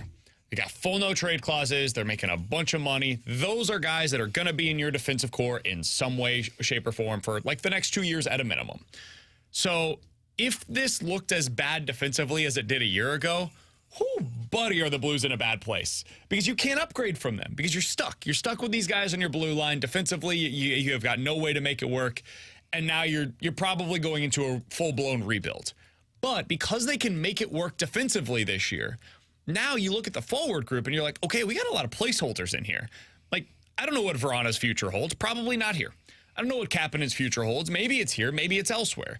I don't know what they're going to do with some of these other spots in the lineup. Buchnevich, is he here for the long haul or is he here for one more year? Is he here just for this year? I don't know. The reason why that matters is because this offseason, when you do have a little bit more cap space for the first time in like 4 years, you could potentially go to the market and either make trades or make free agent acquisitions, and you've got Snuggerud coming. You've got Bolduc coming. You've got Dvorsky coming. You've got options that you could see how it ends up working out for your forward group. That's not the case defensively.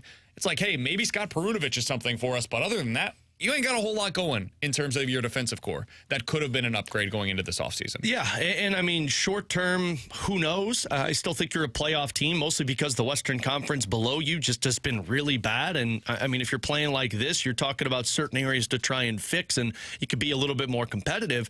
Long term is the part for me that this is massive because you found a style and a structure. You figured out how to play the hockey that Craig Berube wants you to play, and it's showcasing the ability to do it with the same defense that you had last year that was so bad. So, and I talked about this on postgame. Like, you give me two teams. One team that only wins because of their offense, and defensively they're just a shell of themselves. But hey, you know they're going to find ways to put 6 or 7 goals up. That's the style that they play. And another team that has a structure in place defensively, despite having guys who were the worst in the NHL last season, now they've got a style in place defensively that you know works. They can be stingy, and the offense comes throughout the season. I'd rather take that one because long-term, I know that some of those contracts come off. I know that where you expect that you get a little bit better on the defensive side, but the structure in place is where it needs to be. And for me, that's this Blues team right now. And you're talking about in this situation, this right? situation right now. Like roster, you are seeing this cap situation, all of that. You are seeing a team that was one of the worst teams in the National Hockey League in terms of goals allowed last season, and they lived vicariously through their offense. It was only how they were winning games. Now you took that same team and made them a team that is very stingy to play against. They're 8-0 when they lead going into the third period. They weren't that last season. Going into the third period, they were coughing up leads. Yep. They've outscored their opponent in the third period when leading 13-3. So you know that they can be stingy. I would much rather have. I have no issue with them being up. It's when they're behind. Exactly. I know I can turn off the game. But you can work through that with certain players in a core that you're working with. I don't think you can fix defense unless you've got the right structure, and they found it. Yeah, I think with this group of players, with this cap situation, with the guys that are under contracts long term, I'm totally with you. Now, in a hypothetical scenario where I just know, hey, I've got a bunch of defensemen coming, I'm not building around any of these guys, and we've got forwards that we've invested in, maybe then I would prefer the alternative. But for this context of what we've been watching here in St. Louis, I totally agree with you. I would rather it be this way than the alternative, because you are so pot committed with what you have defensively right now. All right, coming up in about 15 minutes or so, Jim Bowden is back. He's got some trades that he would put out there if he was the Cardinals. We'll let you know what he had to say coming up in just a little bit. But next, it's time to dive into the junk drawer. I've got an experience from this weekend while I was out at Ferrario Field that I want to get Alex's opinion on. What would he have done in this situation? We'll get to it next here on 101 ESPN.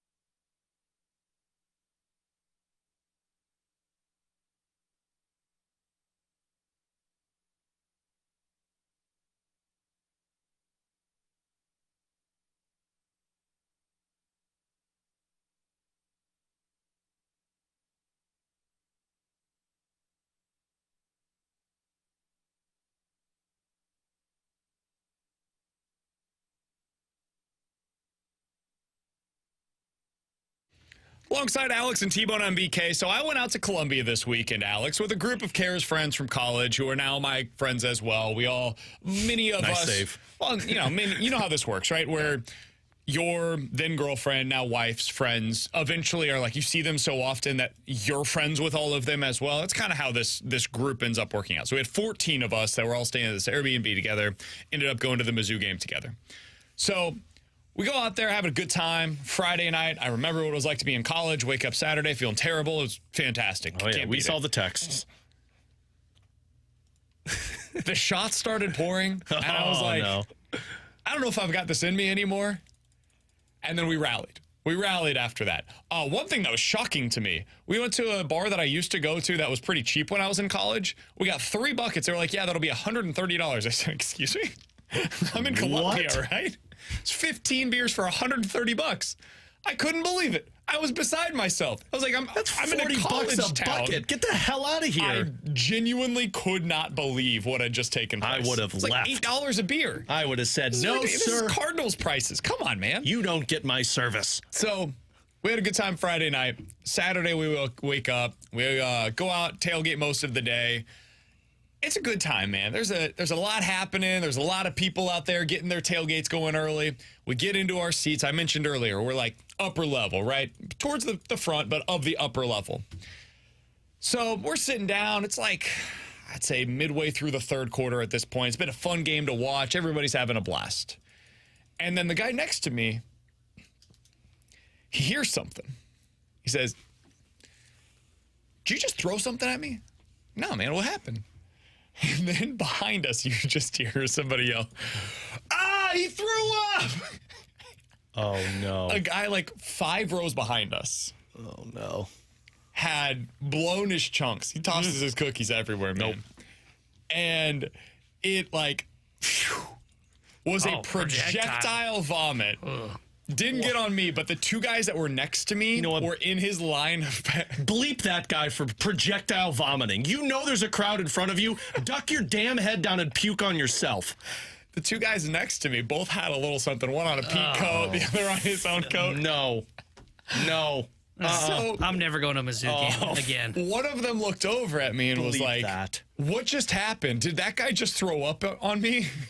Clearly upset about the fact that he had been puked on. As Understandable. Oh, my God. He looks back, sees the guy is very clearly incoherent at this point in time. I think, is a kid. He's like a 22-year-old college student, right? Being dumb, whatever. He's like, man, this guy's got way more problems than I do right now. I'm going to let him be. If you're in that spot and you were just thrown up on, what's your reaction in the stands, Alex? I mean, I'm pissed. I'm pissed. But, like, what are you going to do? The dude's inebriated. Like, you yelling at him's not going to do anything. So I think I leave. You leave? Oh, hell you yeah. You don't stay? It was just little chunks. It wasn't like care. a lot. It was just a little chunk. There's vomit on me. I'm out. I'm out, guys. I'm going home. I'm showering. Probably buying some bleach to pour all over myself. I'd burn that. I'd burn whatever you're wearing. I'm taking it off and throwing it. Guys, I did the same thing at the game on Saturday, but I'm a gentleman. I poured it all right between my feet.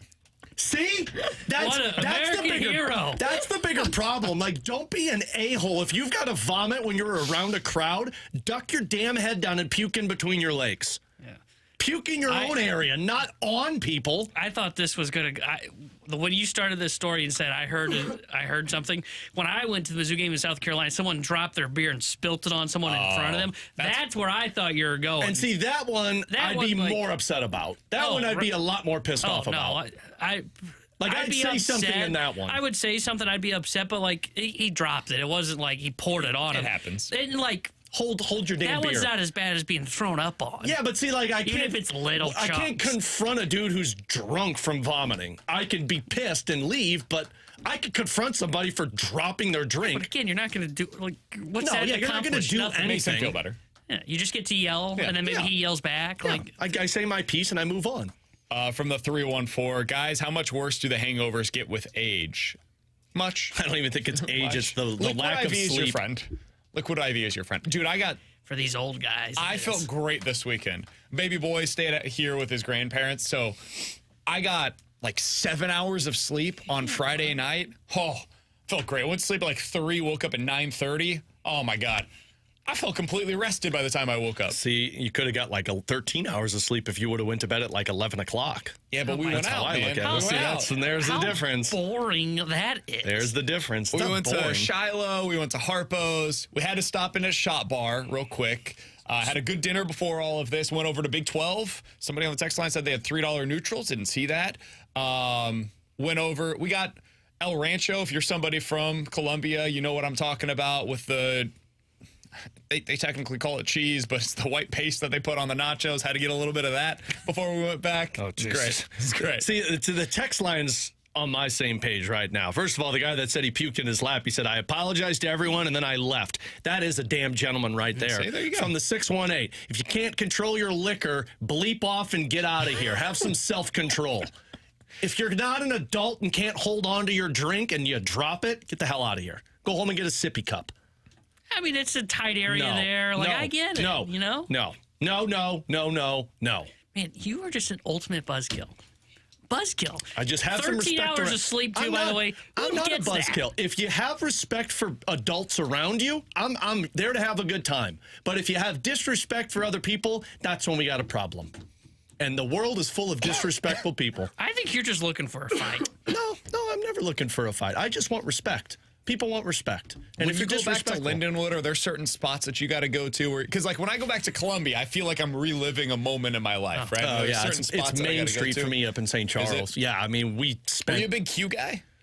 Quintessential? No, not really. There was an Italian place up there that's got like a bar right next to it. No, not Tony's. I forgot what it's called. One of my buddies will text me. But it was like an Italian spot that had great pizza, but then they had like bars next to it. So it's like you'd get good pizza, and then you'd go enjoy the bars. Over there now that I see the college kids. Not a big honky-tonk guy. I'm surprised by that. Yeah, no, I You're don't a country guy. I am a country guy. Oh, you know what? We went to a country bar as well. I forgot about that one. Yeah, I'm not a big, we did go there. I'm not a big honky-tonk guy.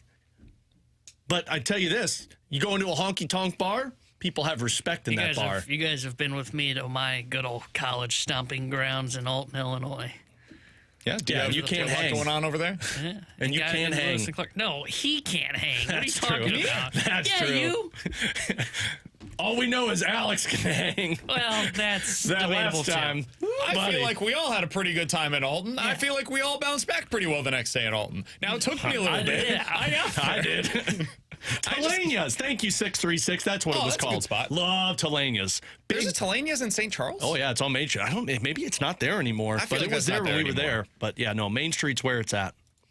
Big A's is a good spot. We got to go to Godfrey, Illinois, and hit the Lewis and Clark spots. No. I'll go back with you, T-Bone. Now that I lived my college life for a weekend once again, I'm back. I'm back, baby. The most exciting sporting event we'll see is probably like the tennis team, but like we can do it. That's all right. We got this. We'd be the only ones there too, but yeah, we'll root them on. With Alex and T-Bone on BK coming up next. Jim Bowden, high school. The former Major League Baseball general manager, is back on The Athletic with some trade ideas. He had a few for the Cardinals. We'll hear him next here on 101 ESPN.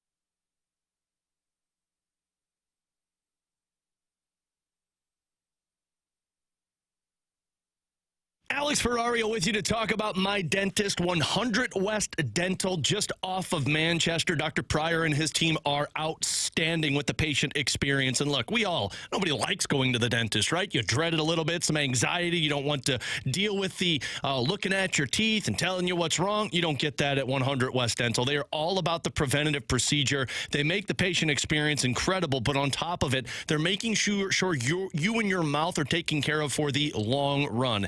And you got to make sure you have the dentist that's worried about the long run, not just the short term. I had a dentist who was only worried about the short term, missed a tumor, lost 7 teeth, had major surgery. Don't deal with that anymore at 100 West Dental. So go check them out. You could book online, 100westdental.com. Makes the life so much easier. And if you go in today and mention my name, Alex Ferrario, you'll get $1,000 off of whitening your teeth. So go check them out there today. 636-585-0100, 100westdental.com.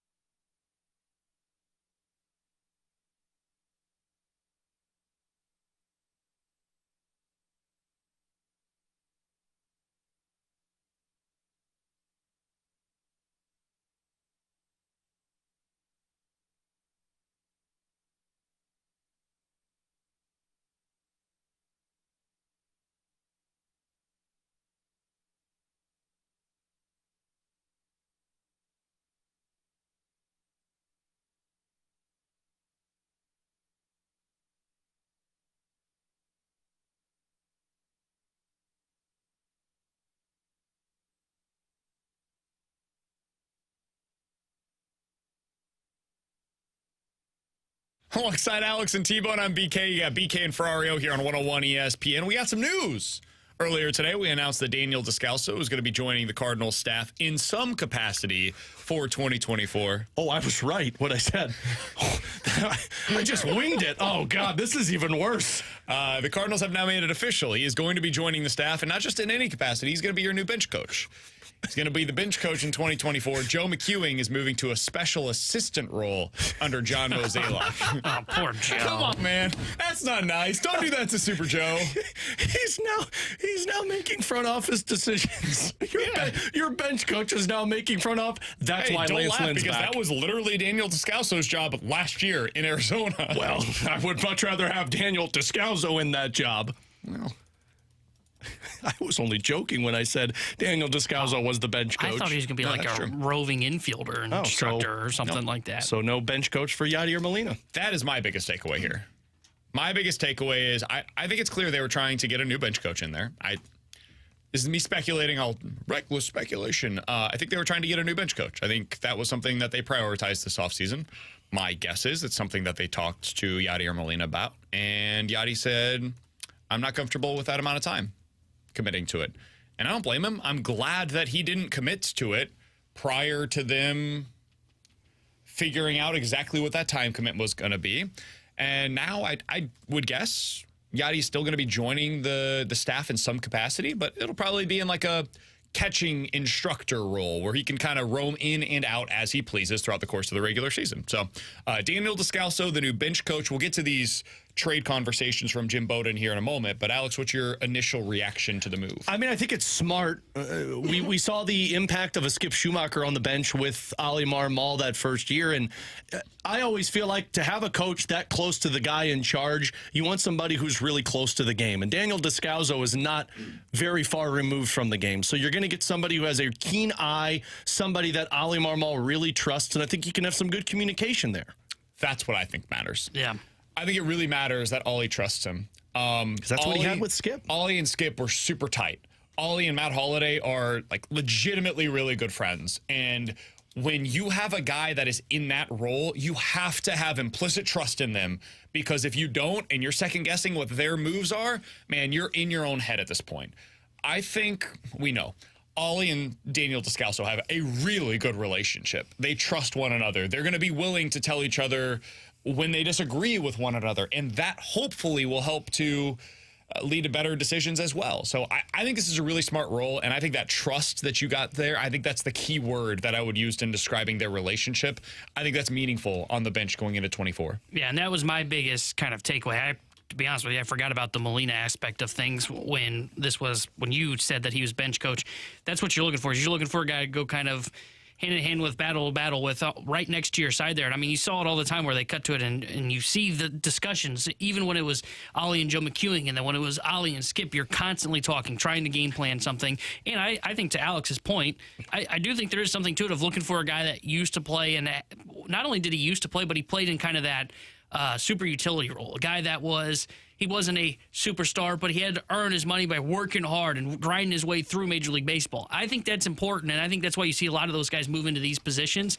And again, the trust is the most important part of this, is making sure you know that you trust the guy that's going to be with you and on your coaching staff. And that's why I knew that he had probably some interest and had a connection to Ollie. I didn't expect the bench coach role, but I don't mind the hire at all. I would say the three names that immediately came to mind when we were talking about this previously, when we were talking about the possibility of the Cardinals adding somebody to their staff in the bench coach role. 1, Yachty. We mentioned him already. 2, Daniel Descalso. And 3 was John Jay, who is currently on the staff down in Miami. And I think he's like the first base coach down there, so it would be technically a promotion for him if he were to get this job here. Those are the 3 guys that immediately came to mind. They clearly explored 2 of them. We know, we have a pretty good idea of the type of person that Ollie wants in that role. And this is no shot against Joe McEwing. The guy was, given the situation that the Cardinals were in the spring, you couldn't have come out of it with a much more qualified individual than Joe McEwing being in that role.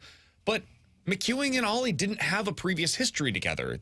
It's really hard to build that trust in one off season, but certainly not when you're that late into the season or the off season and you're just hiring a guy to come in on a 1-year situation. So I think that's just going to be a better spot for the staff going into 2024 than it was going into 23. That's not the reason why they stunk this year. The pitching was, but overall they had a lot of things that they needed to change. This was just one of the many things that they have to change. All right, so I mentioned Jim Bowden and what he wrote earlier today over on The Athletic. Guys, the Cardinals brought in Lance Lynn. If you guys haven't heard about it, 1 year, $11 million. That's the official deal. There is a team option for year number 2. If they wanted to bring him back for the following season, it could be worth like $25 million, basically, if they want to. That can't be the best move that they make. They need to add 2 more pitchers that slot in front of Miles Mikolas, in my opinion, for this offseason to be a success. Jim Bowden was asked by a bunch of fans about some potential trades that could take place this offseason. He responded and gave like a, yes, this seems like something that would be reasonable, or no, this would be a terrible idea, and some of them were just trash trade ideas, right? Similar to what we get on the text line at times. Some good, some not so good. So the first one that he was asked about the Mariners and what they could do this offseason, Alex, with their young starting pitchers. So we're talking about Bryce Miller and Brian Wu. He said Miller and Wu have significant value in a trade this offseason. They could bring back a significant bat, such as Jonathan India from the Reds or Nolan Gorman from the Cardinals. Alex, if I was to ask you right now, Bryce Miller, Brian Wu, one of those 2 for Nolan Gorman, what is your opinion of that from the Cardinals' perspective? Don't do it.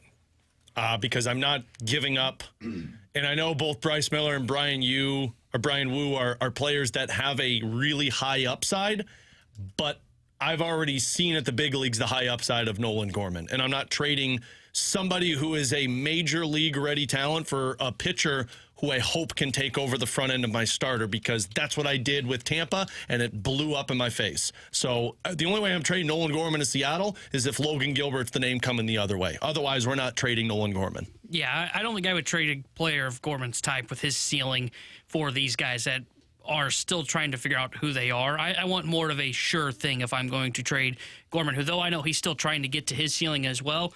I mean, he's a 40 home run type hitter, and hitters stay healthy for the most part, typically, compared to pitchers. So I don't want to give him up for I don't want to call them projects, but guys that are still trying to figure their way around Major League Baseball. I just don't want to do that. No chance in hell I would do this. Nope. No chance. If this is the asking price for pitching on the or on the trade market right now, is like for Miller and Wu, you're trading Nolan Gorman. Oh, dude, we got to talk more seriously about what it's going to take to get a Logan Gilbert or Dylan Cease, because now we're talking about like stuff that the Cardinals are not going to be willing to trade. And so we can probably cross them off of the list of realistic options. And this would get me down to the Tyler Glasnow type of a situation. The other one that he was talking about was Shane Bieber, who could be available this offseason by the Guardians based on all reports.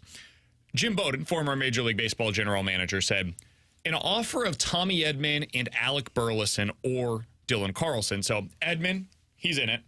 And then you add in one of Burleson or Carlson for Shane Bieber would consider to be in the vicinity of what it would take for Cleveland, in my opinion, because Bieber is under control for just one more year. However, if he's healthy, he could be a top of the rotation type of a starter again. He might be open to signing long-term with St. Louis as well. That would be close, in my opinion, offering Edman and one of Burleson or Carlson for Shane Bieber. Alex, if that was the case for Bieber, and we saw this before the Cardinals had officially signed Lance Lynn, would you be interested? I would. And I would do as BK liked to do last week, the choose your own path. I would like to do an Edman and Burleson for Shane Bieber and then trade Carlson for Manoah, because that would be an ideal offseason for me, because I'm getting two guys, one that, of course, is right on par with what your expectation is, and the other one that you're hoping you can unlock something that was not there last year. I don't know if I would trade. I mean, either one of these trade scenarios I'm fine with, because I'm getting Shane Bieber and that makes my team better than what it was. But that would be my choose your own adventure of trying to get two different guys with those three players. Yeah, see, I wouldn't do this trade anymore. Like in the office before the Lynn signing, yeah, I would have done this if he's like the third pitcher you're bringing in. I don't have interest in bringing him in ahead of Mikolas. He is kind of like Miles Mikolas. Doesn't strike out a ton of batters and relies on pitch to contact. Oh, and by the way, he's coming off of an injury this year. So I have no interest in Shane Bieber anymore. I wouldn't pull this trade off because they signed Lance Lynn. Now, Lynn had not signed, then I would be interested and I would pull off this deal and then still look to get two guys ahead of him. But I don't think he's the guy the Cardinals should be targeting anymore. We mentioned when Cal Quantrill was DFA'd or whatever the Guardians did with him. We said that's not the type of pitcher the Cardinals are targeting anymore. Shane Bieber falls into that category because he doesn't have the swing and miss stuff that they're looking for. I was interested in this until I saw the news of Lance Lynn. That's the spot. I was interested in Shane Bieber because he was going to fill the innings role, where I understand he didn't pitch a ton of innings this past season, but for his career, he's a guy that you can count on. To be out there every fifth day, he's going to give you 180 innings or whatever. I no longer want to fill that role. They have filled it with Lance Lynn. That's their choice. They essentially said, we have a $10 million slot for the back end of our rotation. Who is it going to go to? Could it go to Shane Bieber? Could it go to Seth Lugo? Could it go to Nick Martinez? Could it go to Lance Lynn? They chose Lance Lynn. That's the path that they have decided.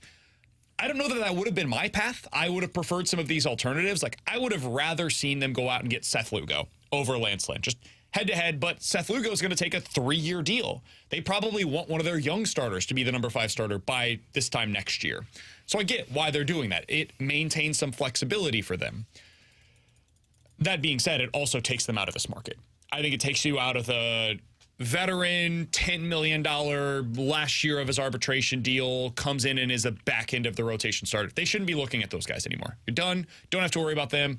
You've got Lance Lynn for that role. Now let's go look at the top end of the market. It's time to talk about the top tier starters, or at least the top 2 tiers of starters that are now either available via free agency or the trade market.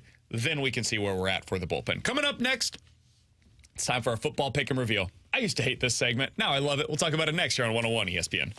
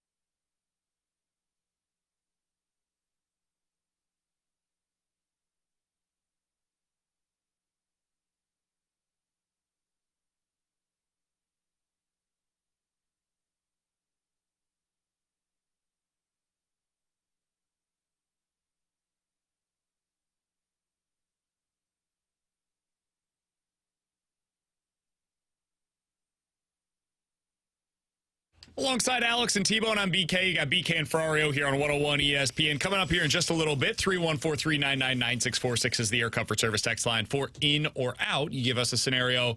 We'll tell you if we are in or out. That's coming up here in just a little while. But right now, it's time for our football pick'em reveal. Each and every week, we pick 3 different games over the course of the weekend. Alex, we rate them on a scale of 1 to 3, 3 being the highest, 1 being the lowest. For Alex, it typically doesn't matter which one he rates them as because he doesn't get any points. But for the other 2 of us that are eligible to receive points on a weekly basis, that matters immensely. So let's get to the picks going into this weekend. I get so cocky from 2 weeks where he's good. So cocky. He's been ass for an entire year, and then 2 weeks. I'm on a heater, man. 2 weeks, it's, Alex can't make picks. If you were making picks with me over the last 3 weeks, we're making you some money. It was T-Bone at the beginning of the year. I've taken over for him. I took that relay, and we're now sprinting away from the competition, T-Bone. I'm going to comment when we're done revealing. He's been bad for a year. Yeah, but the last 3 weeks, baby, we're back. All right, let's start out with the first pick that we need to give out. This one was, unfortunately, not a positive development. Things went poorly for me. My 1-point play. The Pittsburgh Steelers are going to go into Cleveland and beat the crap out of the Cleveland Browns. You're going with Dorian Thompson-Robinson again. Give me the Steelers plus the 1.5. Well, I hate agreeing with BK, but that's my 3-point play. I'm very confident in this one. Plus, Pat Freiermuth is coming off of the injured reserve to play on Sunday. That's a massive weapon for Kenny Pickett. The running game's been great.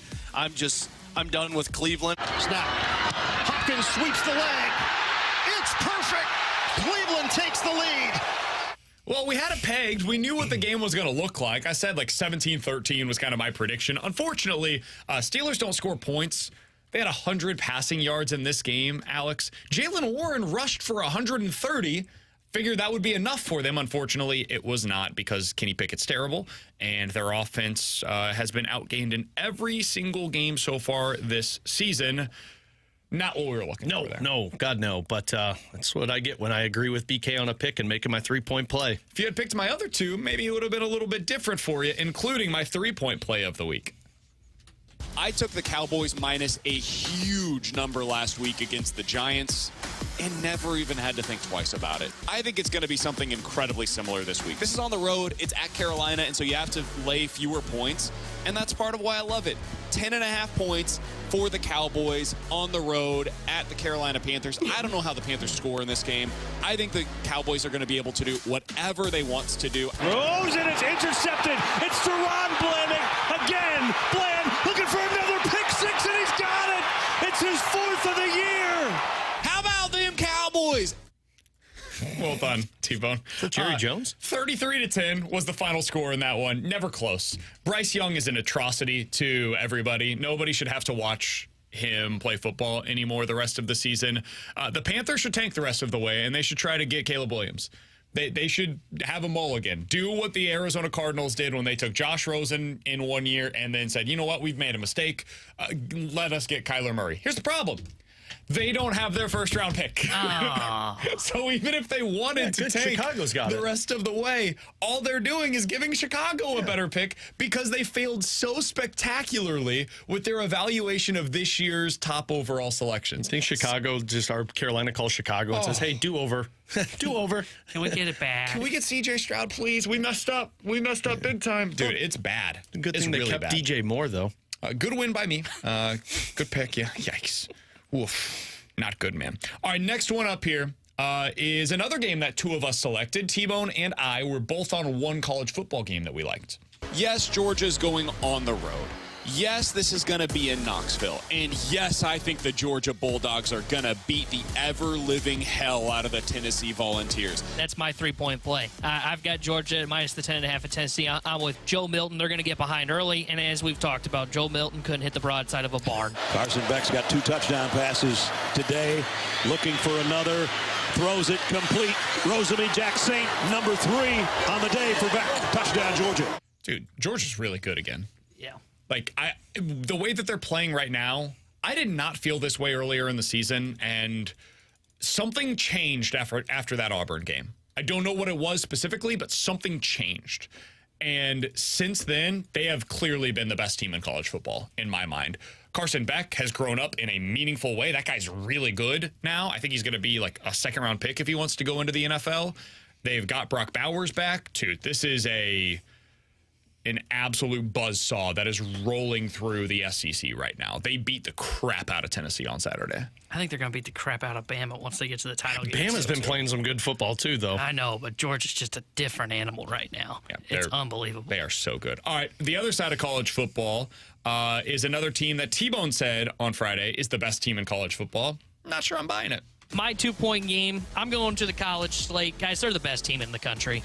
And Maryland lost to Illinois. That's all you need to know. Give me the Michigan Wolverines, minus 19 at Maryland. They're going to kick the crap out of them. Edwards wants to use that 6'4" frame. They push him forward. Touchdown. Michigan's very clearly just trying to get to the finish line. Like they wanted to win that game by showing as little as humanly possible. Yeah. They didn't want to show anything of interest that could potentially hurt them going into Ohio State. So they played it super conservatively. They ended up getting just enough out of their running game to be able to get a win, and they go into Maryland, win by 7, but that does not cover the spread, unfortunately. It's tough. You know, I buy into them, and mostly not so much buying into them, but like buying out of Maryland stock because you lose to Illinois, and Illinois is just terrible. So that one's tough. That one stings a little bit, but it's okay. Alex should have known better. He knows not to pick college games, and yet he did exactly that on Friday. Well, guys, this might surprise you. I'm going to the college football slate for my 2-point play. I know. What? I don't do it. But I think we got to break the schneid. Taking the Missouri Tigers. Yeah, baby. I'm taking a minus 10.5. I love it. Florida's trash. 30-yard attempt. They are trash. By they played Mevis. Mizzou's trash defense. And Mevis drills it. And did he just chomp his way off the field? 33-31. Missouri retakes the lead. I got to blame my cousin on this one because I asked for help, and he goes, dude, Mizzou, easy. I almost made that my damn 3-point play. Didn't matter because I was terrible. Boy. And I called him afterwards and said, you're an idiot, and I'm never taking your advice ever again. No, that's fair. So that's why I don't ask for help. Again, BK was in the building. That's true. I did not take that into consideration. No, that's something you should actually consider. Should have been 7 points in favor. Enough with this Mizzou being a great team. Defense was trash. Mizzou's good. Yeah, okay. They're not in the same criteria as the great teams. There's like cover. 6 great teams in college football this year. You barely beat an unranked Gators team. Get the hell out of here. Fair enough. I'm done with Mizzou. Next one up here is T-Bone, who went to the Sunday Night Football slate. I'm going to go to the Sunday Night Football game, and man, what a stinker it sure is. But I think the Vikings are a better football team than the Denver Broncos. People are getting a little out over their skis on the Denver Broncos after their win on Monday Night Football. Still true. Against the Josh Allen Bills. So I like Minnesota plus 2.5. Dobbs taking off to the end zone. Touchdown, Josh Dobbs. Doing it with his legs again. Very fortunate Didn't to get do that cover. much with his Very legs. fortunate to get that cover there. That's kind of how I figured it'd go. You know, either they win by 2 or they lose by 1 or 2. So close enough. That was trash watching. You get the win, they end up covering. That felt like an Al Michaels game. Yeah, that should have been a Thursday Night Football one for sure. Yeah. Next one up, final pick of the week, going back to one of Alex's picks. Man, you put the bad juju on this team. They looked terrible for most of the day. All right, 1-point play going to the NFL because it's done so good for me so far. Taking Detroit minus 7.5. It concerns me, the 7.5 number, because I think Chicago can stay with them offensively. Justin Fields just coming back after being gone for like 4 weeks. I think Detroit's rolling right now. Fields climbs, Fields throws, touchdown! 1-2 punch delivers. It's Fields to Moore for the lead. Little did I know that the Rams' Jared Goff was going to show up into that football game. He looked terrible. Yeah, that was. They shouldn't have even freaking With won that game. 3 minutes left in the game, they were down 26-14, and they found a way to come back and win, which they needed in a bad way. They're trying to keep pace for that top overall spot in the NFC playoff field, and if the Eagles lose tonight, they will be right there with them. But man, that was an ugly performance by them. It doesn't matter that they won. You don't need style points in the NFL, but yikes, dude, that was a ugly performance by the Lions. The only reason they won was because they played an even uglier team in the Chicago Bears. Yeah, you ain't lying. All right, so the new updated standings in our football pick'em. I have 16 points through the first 3 weeks, which is, whew, man, there's only 18 points possible. I've got 16 of them. Pretty damn good through the first 3 weeks of this pick'em challenge. T-Bone is at 12 points through the first 3 weeks of this Pick'em Challenge. And a respectable number, by the way. Yeah. Alex has 5. Oh. And as we did some math, there are 6 points remaining this month. Therefore, Alex Ferrario is guaranteed to be punished in this month's Pick'em Challenge. The Pick'em Challenge punishment for this month is getting tomatoes thrown at you as part of the punishment. Alex, congratulations, my friend. You earned this one. You really earned this one. Congrats, you're a loser. It's not mayo and coffee, so I'll call that a win. Could be worse. By the way. Could always be worse. I was like going to just go about my business next week, where it's like, we're going to pick games. It's going to be for fun. But because BK's out here talking all kinds of trash, like, look at me atop the leaderboard, I'm putting it back in its place. I'm going to take that first place standing from you by the end of the month. There's one thing we know about BK. When he starts to get braggy about certain things, it's when he ishes the bed. So next week, I expect you to be in my spot. Yeah, like when I think that the Cardinals are actually going to do something of significance during the offseason, and I try to tell you, mansplaining to you, that that's what's going to happen, and you get pre-mad, and I say, don't get pre-mad, and then your pre-mad is more than reasonable. What's like the rules in this thing? Because what? Let's make sure these tomatoes are a little soft, so I'm not getting hit by baseballs. I feel like we'll get them a week ahead of time, so that way they'll be nice and ripe for you. I'm thinking of freezing mine. Let them rot a little. You freeze it, I turn around and heave it back at you.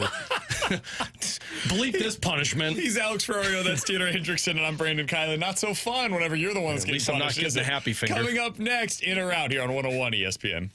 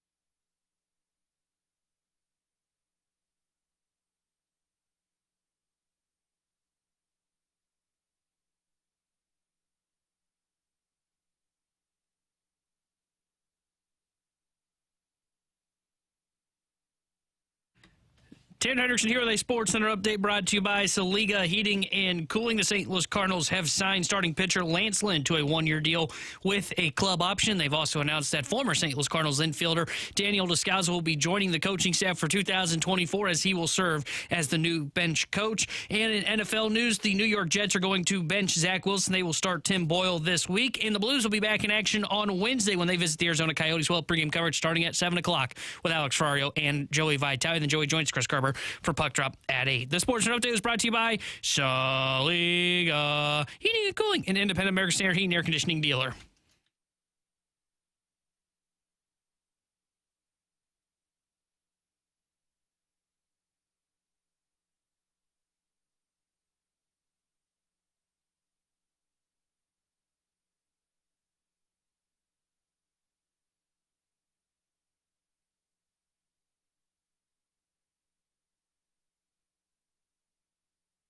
Woo-hoo-hoo-hoo. 314-399-9646 is the Air Comfort Service text line for in or out. You give us a scenario. We'll tell you if we are in or out here on 101 ESPN. Let's start out with this, boys. In or out, Lance Lynn will be at least the third best starter on the Cardinals by next year's season end. Out. Not because I think the Cardinals are going to sign better pitchers, but I don't think Lynn's going to have a successful season. I think Mikolas, Matz, Thompson, whoever they sign, all will be better than Lance Lynn. Yeah, I'm out. I think you're going to see Lance Lynn with like a 5 ERA and kind of push his way through as the number 5 starter. My hope is that is worse than the third best starter in this rotation. If it's not, something horribly has happened. Otherwise, it's a repeat of last year. Something great has happened in the Cardinals' mind. I'm going to say out. I'm hoping that he's not in your top 3. I'm with you guys. I would be genuinely shocked. I think he will be the 4th best starter at best on the Cardinals next year. And if he's the 4th best starter, it's because he went back to what he was in 2022 and not what he was in 2023. Alex, what do you got for us? In or out, by the end of the season, Scott Perunovich is playing consistently with Colton Parayko. This is interesting. I'm going to say out. They still don't seem to trust him at 5-on-5. He played, I think it was 8 minutes at 5-on-5 yesterday. So I'm going to say out.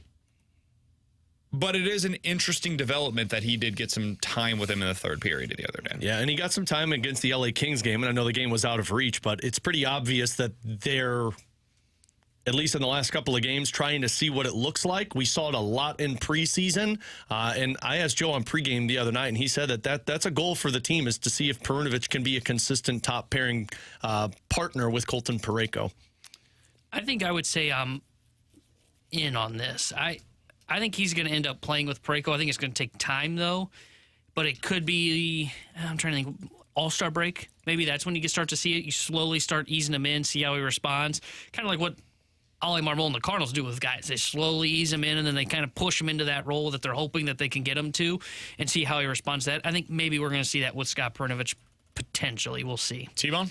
In or out? Sonny Gray's the next pitcher the Cardinals signed this offseason. Out. In.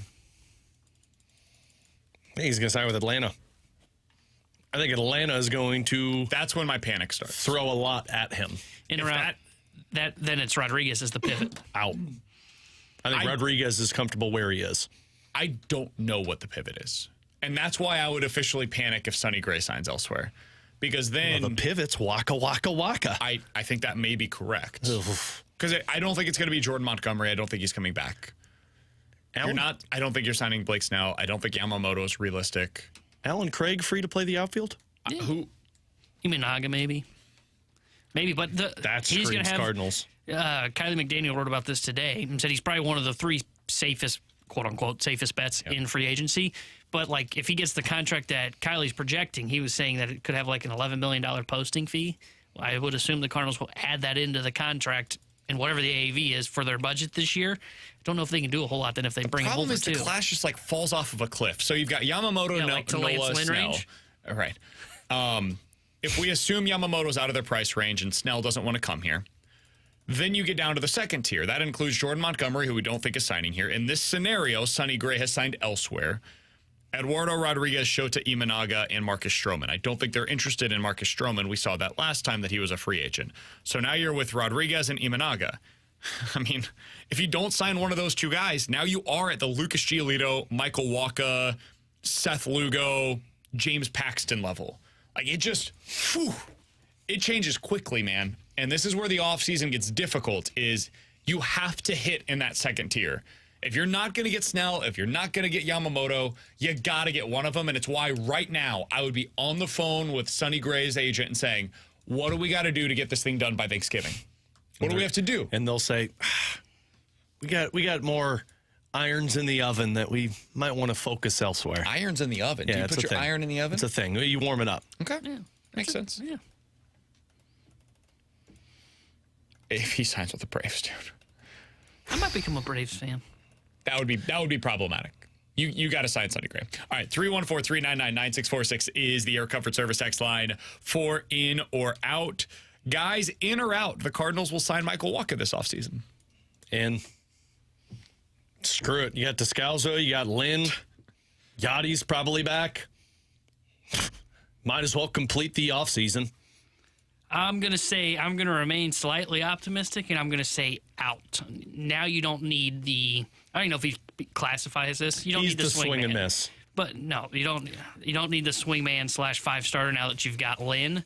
So I'm going to say out. I don't think Wacha should be on their radar anymore. Like, he would have been a great number 5 signing. Probably would have taken him over Lance Lynn, but he's probably going to get a multi-year deal, and I don't think they wanted to do that. Are you kidding me? You're bringing in 8 Ks per 9 with Michael Wacha. There's your swing man. Swing and miss man, I should say. I would have been fine with Michael Wacha as that guy, too. Wacha, Lugo, Martinez, I would have taken any of them over Lance Lynn. I get why they're going with Lynn. More certainty. I get it. But, and just 1 year instead of the multi-year contract. So I get it. I do not think that they are going to sign Michael Wacha at this point. I hope that I'm correct on that one and that they go a little higher than Michael Wacha in the free agent market. Guys, in or out, if Alabama beats Georgia in the SEC championship game, Georgia will be left out of the college football playoff. Out. I don't think you leave Georgia out. Not one of the teams that has been consistently one of the best teams in college football this year. Even if they lose to Alabama, they still get in. I think if they lose to Alabama, we're probably going to have 2 SEC teams in the college football playoffs, which is just an atrocity. Can I give you a scenario where it becomes interesting? Is this the same scenario where Mizzou gets in? No. Because that wasn't interesting. One of Michigan or Ohio State, whoever wins next week, wins out. So that team is undefeated, they're in. Bama is in, we agree, right? If they beat Georgia, they win out the rest of the way, they're into the college football playoff. I'd say so, yeah. Let's say Oregon beats Washington in the Pac-12 championship game. So Oregon's only loss this year is against Washington, and then they beat them. Washington's only loss on the year would be against Oregon in the Pac-12 championship game. You put in, and Florida State wins out. They're undefeated at the end of the season. Where are you putting Georgia? I'd put them over Washington, and I'd put them over Florida State. I think that's Florida State wins out. They don't have their quarterback. Washington Georgia would get in over Washington, huh? Yeah. I mean, your one loss is against Alabama, and if it's a blowout in the SEC championship game, then we can have a conversation. But I don't know how you has keep wins Georgia against Oregon, USC, Utah, Oregon State. They would have a win at that point against Washington State as well. Man, it's a really good resume to leave out of the against Arizona. They beat Arizona as well. 12-team playoffs. Leaving that out of the college football playoff would be tough. And I know they don't go by the eye test, but I don't think they look like a college football playoff team right now. Washington? I think George. I think if you were they've just got a really good resume. They've played a lot of very good opponents. They looked good this weekend. I thought they looked good this weekend. They look like a different team though than when they beat those teams that we were talking about. I think Georgia right now, like just using the eye test, and I know they're not using this, but the eye test to me says Georgia, one of Michigan or Ohio State, and then it would be Alabama if they beat Georgia, belongs in the college football playoff. And then Texas is Oregon. the one that could really make things interesting here, too. I just don't think the Big 12 is like, outside of Texas and Oklahoma, who's there? But they beat Alabama. I know, but against Alabama, they won. And I'm putting Alabama in over Texas. It's just tough, man. It's tough. The college football playoff has the potential to be a nightmare this year with 4 teams in it. I This like was it. absolutely the season where you No, needed 12. No, don't Mizzou gets in, they're locked in, ready to go. They should have 12. Hosting a home college football playoff game. How cool would that have been? They should just go to 12 now and just say, you know what, we're implementing the new rule today. Enjoy the chaos. Enjoy it. No, but the chaos Don't get rid of it. Enjoy it. The chaos leads to making wrong decisions, and we don't make wrong decisions. No, it's It would have not been true. so great. It would have been so Enjoy great. it. Enjoy Mizzou the versus chaos. Florida State in that first round. Oh, that's Mizzou gets a terrible. backup Mizzou quarterback. wins that game. That's what I'm saying. Actually, no, they don't, because they suck and they don't know how to cover in point spreads. Coming up next, we'll hit the rewind here on 101 ESPN.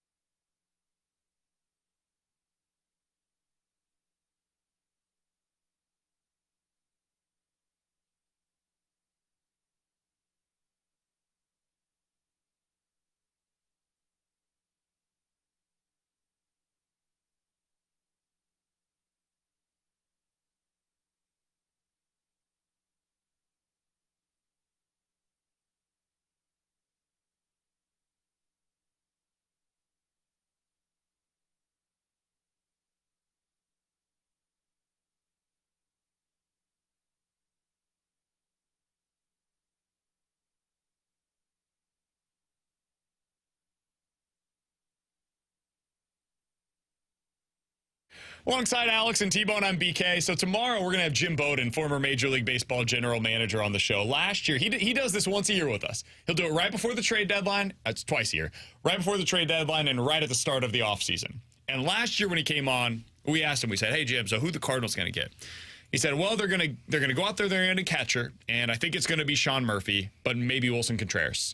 And then they will consider bringing back Jose Quintana, and that's it. That's all you guys are getting this offseason. And I remember we looked at each other and we're like, there's no way that's all they're going to do, right? He was right. So hopefully he has better news for us tomorrow when he joins us here on the show. We will also be joined tomorrow, Alex, by the newest Hockey Hall of Famer, Ken Hitchcock. Right. Yeah, Looking forward to that conversation as well. So we'll have Hitch, we'll have Jim Bowden, we'll have Jeremy Rutherford. Going to be a good show tomorrow. T-Bone will not be here. He's Even out better the rest show. of the week. Oh. He has earned some well-paid vacation. Alex, wow. Let's finish out the show today by reacting to the news of the day really quickly. The Cardinals have signed Lance Lynn. It's a one-year deal worth $11 million. Got a team option afterwards. You are not particularly happy about this signing. No, and I'm pre-mad, which probably makes BK pre-angry, but I'm going to be pre-okay with it because I think the Cardinals signing Lance Lynn shows me exactly what this team's mindset is. They didn't even really try and force Aaron Nola away from the Phillies. They have a market that they're going to shop in, and it's not going to change. They feel like they need multiple pieces this offseason, which means one of those multiple pieces aren't going to be an expensive piece. They're going to find a couple of other guys. Maybe they hit the trade market, and they're going to say, well, we've got somebody who 2 years ago was somebody who had 180 innings and a 3 ERA. We feel like that can be somebody this season for us, and this is why it's underwhelming to me. Yeah, I don't mind the signing, and I don't really have one way or the other about it until we see what the rest of the offseason plays out like, because I could see a scenario where he's the number 2 pitcher. I could see where he belongs as the number 5. But I don't mind the signing. Like, I didn't want Lance Lynn at the deadline last year while everybody else was screaming for him because of his home run issues. So, like, I do have some concerns that they just settled for what's familiar and didn't want to go with let's go with a Paxton, let's go with O'Malley as the number 5. Like, I think there were better options out there, but I can understand how they got to this point, and I'm not going to crush them yet until I see what the next move is. That's kind of where I'm at. Two signings / trades have to be better than this. Yeah. You cannot go into the season with Lance Lynn as anything more than your 5th best starter. And if that ends up being the case, I'm totally fine with this being the way that they go about it. I think what it does is it elevates the floor for the team. And I mean that by the innings, really. You know you're going to get 180 innings out of Lance Lynn next year. That guy goes out there and takes every 5th day for you. You don't have to worry about that. So a guy like Tyler Glasnow becomes a little bit more of a factor here for the Cardinals, where they can say, let's get 20 good starts out of Tyler Glasnow next year and don't ask for anything more. Let's go out there and sign Sonny Gray, who's going to be at the front end of our rotation with Glasnow. Those are the kinds of moves that I think this allows for. It's also really cheap. And for next year, 2025, that is, it allows you to replace that spot into the rotation with one of your young guys as a back-end starter. So all of this is the upside play. They have to go out and do it, though. They cannot rest on their laurels now and say, we got Lance Lynn. We're good. One more starter. We're going to go into the offseason. No, you got to get things done now. That's what we call kids kicking the can down the road, and the Cardinals are good at it. He's Alex Ferrario. That's Tanner Hendrickson, and I'm Brandon Kiley. We'll talk to you guys tomorrow at 11 a.m. The Fast Lane's coming up next year on 101 ESPN. I'm so excited. I just can't hide it. Lance Lynn, are you effing kidding me?